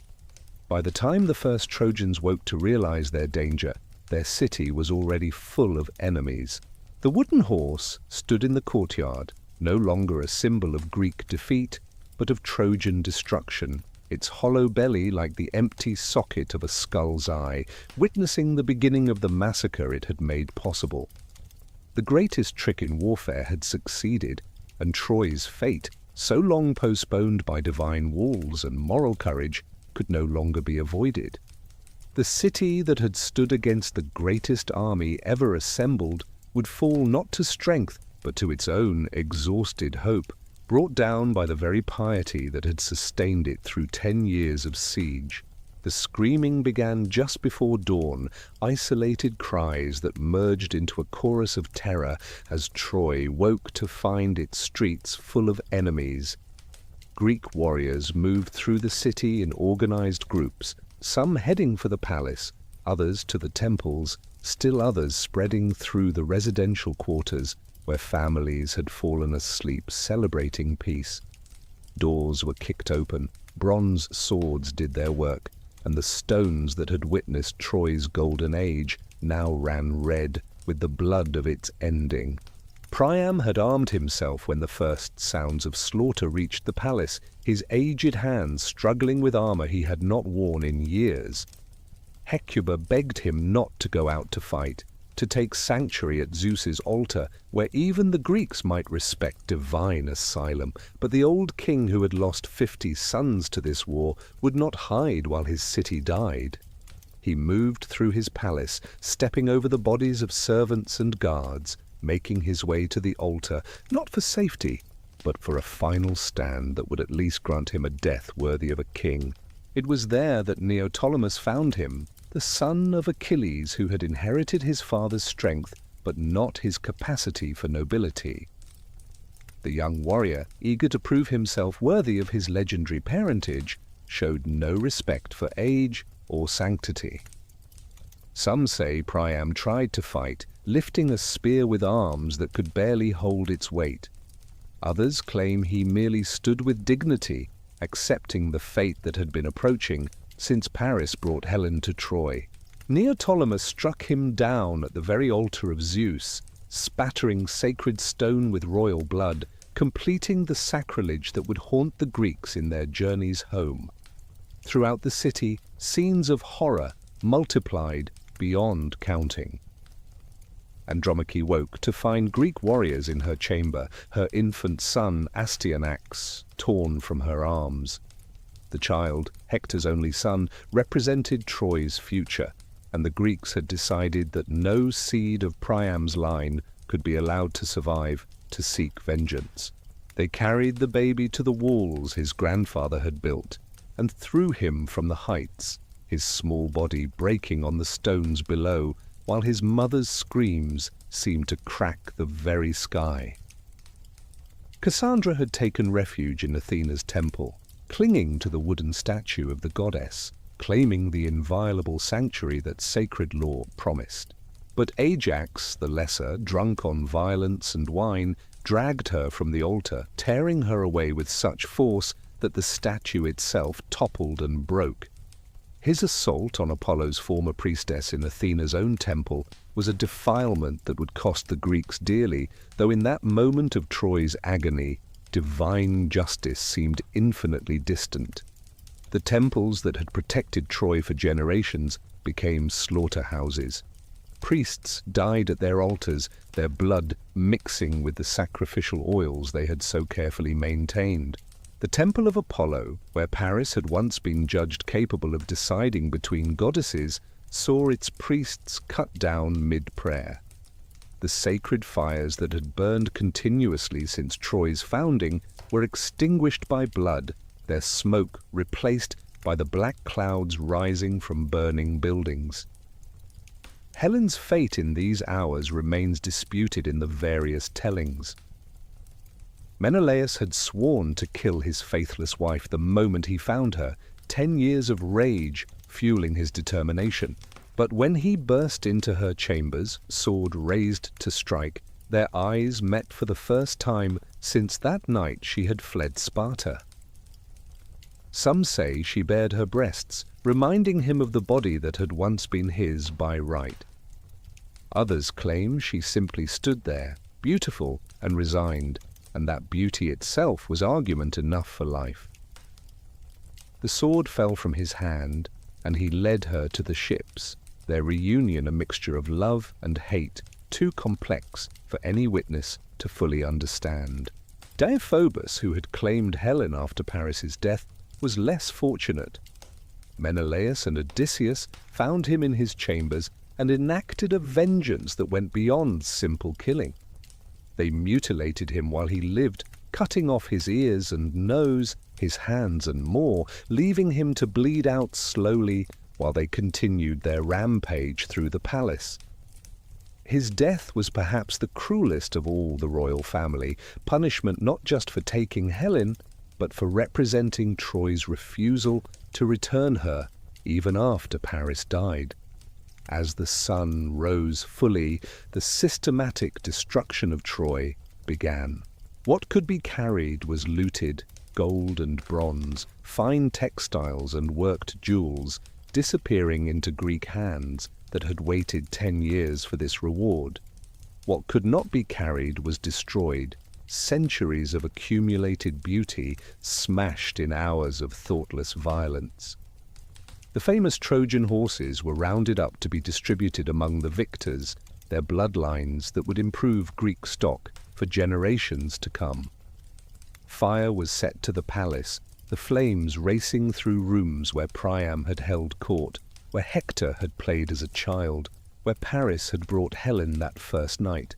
The smoke rose so high it could be seen from Mount Ida, where the gods watched with varying degrees of satisfaction or horror.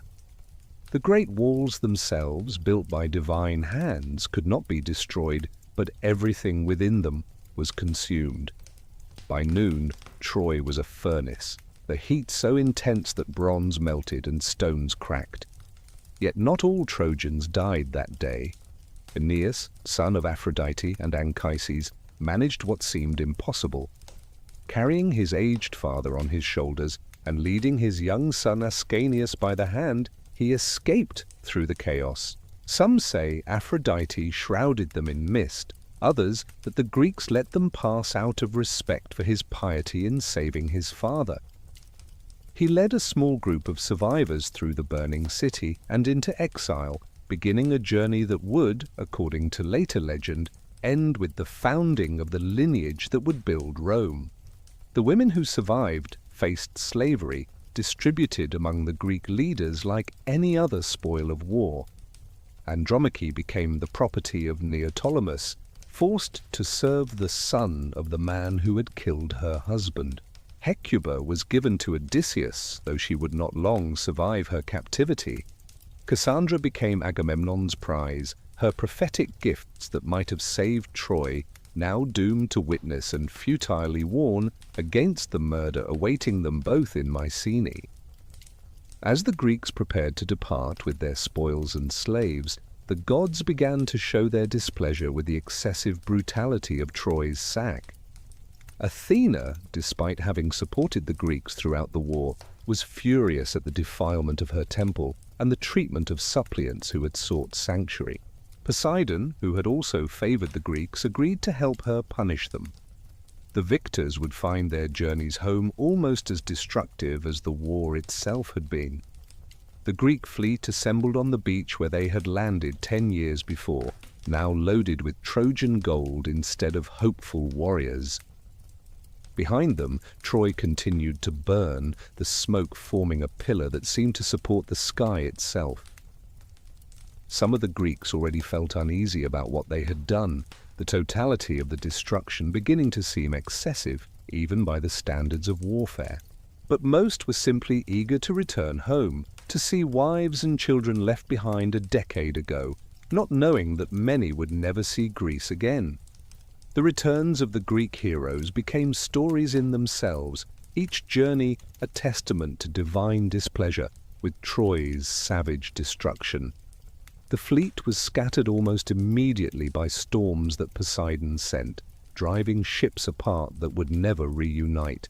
Ajax the Lesser was shipwrecked on the Gyrian rocks, and when he boasted that he had escaped despite the gods, Poseidon split the rock with his trident, drowning the blasphemer who had defiled Cassandra. Menelaus and Helen were blown to Egypt, wandering for 8 years before finally reaching Sparta, their relationship a constant tension between reconciliation and recrimination. Agamemnon reached home quickly, only to be murdered by his wife Clytemnestra, and her lover, vengeance for Iphigenia, finally claimed. Cassandra, knowing what awaited, walked into the palace anyway, accepting the death that would at least free her from her curse of disbelieved prophecy. Odysseus's journey became the most famous of all, 10 years of wandering that matched his 10 years of war. He faced monsters and magic, the wrath of Poseidon for blinding his son the Cyclops, the temptation of goddesses who offered immortality. His men died one by one until he alone remained, washing up on Ithaca's shore 20 years after departing, to find his wife besieged by suitors and his son grown to manhood without him. The age of heroes ended with Troy's fall, the world somehow smaller and more ordinary without that great city and the warriors who had fought beneath its walls. The survivors grew old, telling stories that grew with each retelling, until historical truth became indistinguishable from mythic embellishment. Yet the stories persisted, passed from bard to bard, generation to generation, the tale of Troy becoming the foundation of Western literature. For nearly 3,000 years, Troy existed primarily as poetry, as Homer's Iliad that focused on Achilles' rage, and a few days of the war's 10th year as Virgil's Aeneid that made Trojan refugees the founders of Rome's greatness. Medieval Europe claimed Trojan ancestry, with British kings tracing their lineage to Brutus of Troy. The Renaissance rediscovered Homer, and Troy blazed again in art and literature, but always there remained the question of whether this great city had ever truly existed or was merely the greatest fiction ever created. It was a dreamer and businessman named Heinrich Schliemann who in the 1870s decided to search for the historical Troy. Using Homer as his guide, he identified a mound called Hisarlik in northwestern Turkey, where the geography matched the ancient descriptions. What he found there revolutionized understanding of the ancient world. Layer upon layer of cities built atop each other, each destroyed and rebuilt, a palimpsest of human ambition and catastrophe stretching back 5,000 years. The layer known as Troy's Sixt or Zikike, dating to the traditional time of the Trojan War, showed signs of siege and burning.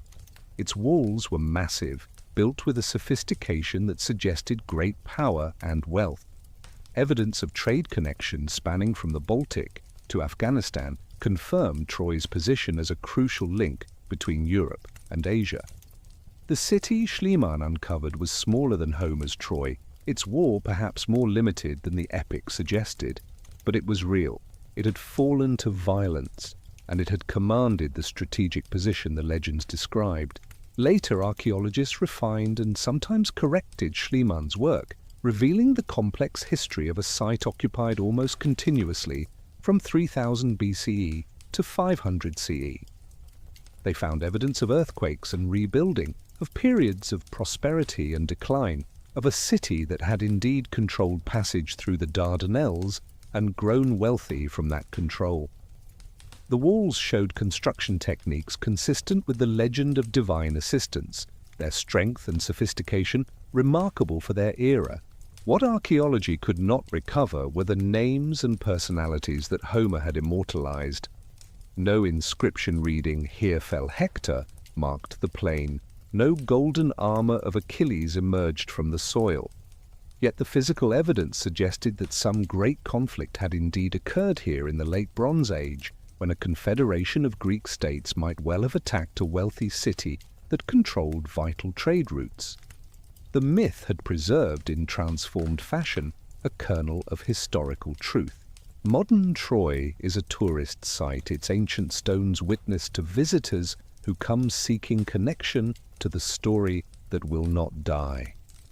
Turkish guides tell the tale in a dozen languages while standing on walls that may or may not have watched Hector and Achilles fight.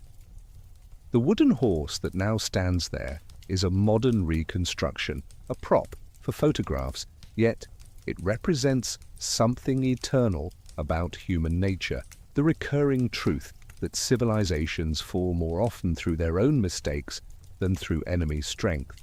The story of Troy remains relevant because it contains all of human experience within its narrative walls.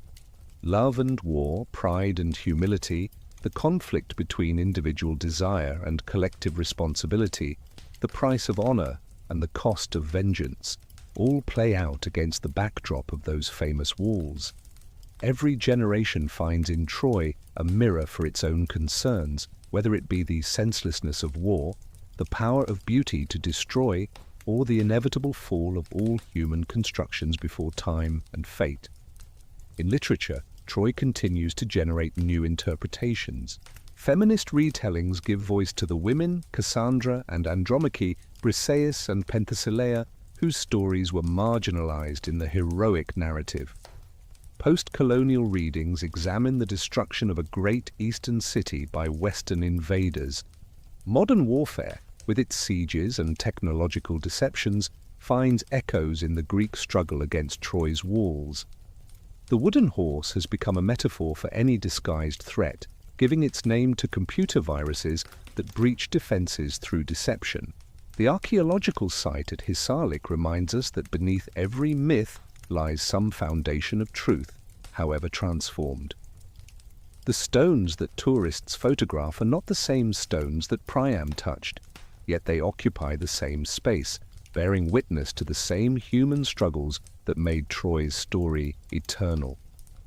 Each layer of the excavated city tells of destruction and rebuilding, the eternal human insistence on creating meaning and beauty despite knowing that all things must eventually fall. Perhaps Troy's greatest gift to humanity is not the historical truth of its existence, but the mythic truth of its story. It teaches that even the mightiest walls cannot protect against human folly, that beauty and desire can destroy kingdoms, that pride precedes the fall, that the victors in war often lose as much as the vanquished. It shows us heroes who are deeply flawed, gods who are petty and cruel, women who are more than prizes to be won, and the terrible cost of glory that young men seek and old men mourn. As night falls over the ruins of Troy, as it has for 3,000 years since the city truly died, one can still imagine the voices carried on the wind, the cries of battle, the lamentations of women, the crackling of flames consuming centuries of civilization, but also the songs of bards who refused to let the story die, who transformed historical trauma into artistic triumph. Troy fell, but in falling it became immortal, its destruction ensuring its preservation in the only realm that truly matters to human meaning, the realm of story and song. The walls that Poseidon and Apollo built are mostly dust now, scattered across the Trojan plain, where tourists walk unaware they tread on divine construction. The heroes are bones, if even that remains, their bronze turned green with verdigris. their glory surviving only in words. Yet those words have outlasted empires that seemed eternal when Troy fell. The story reminds us that nothing mortal is permanent except the stories we tell about mortality, that the only immortality available to humans is to be remembered, and that being remembered requires living in ways that make forgetting impossible. Troy achieved that impossible immortality through its perfect fall, a destruction so complete it became indestructible, an ending so final it could never end.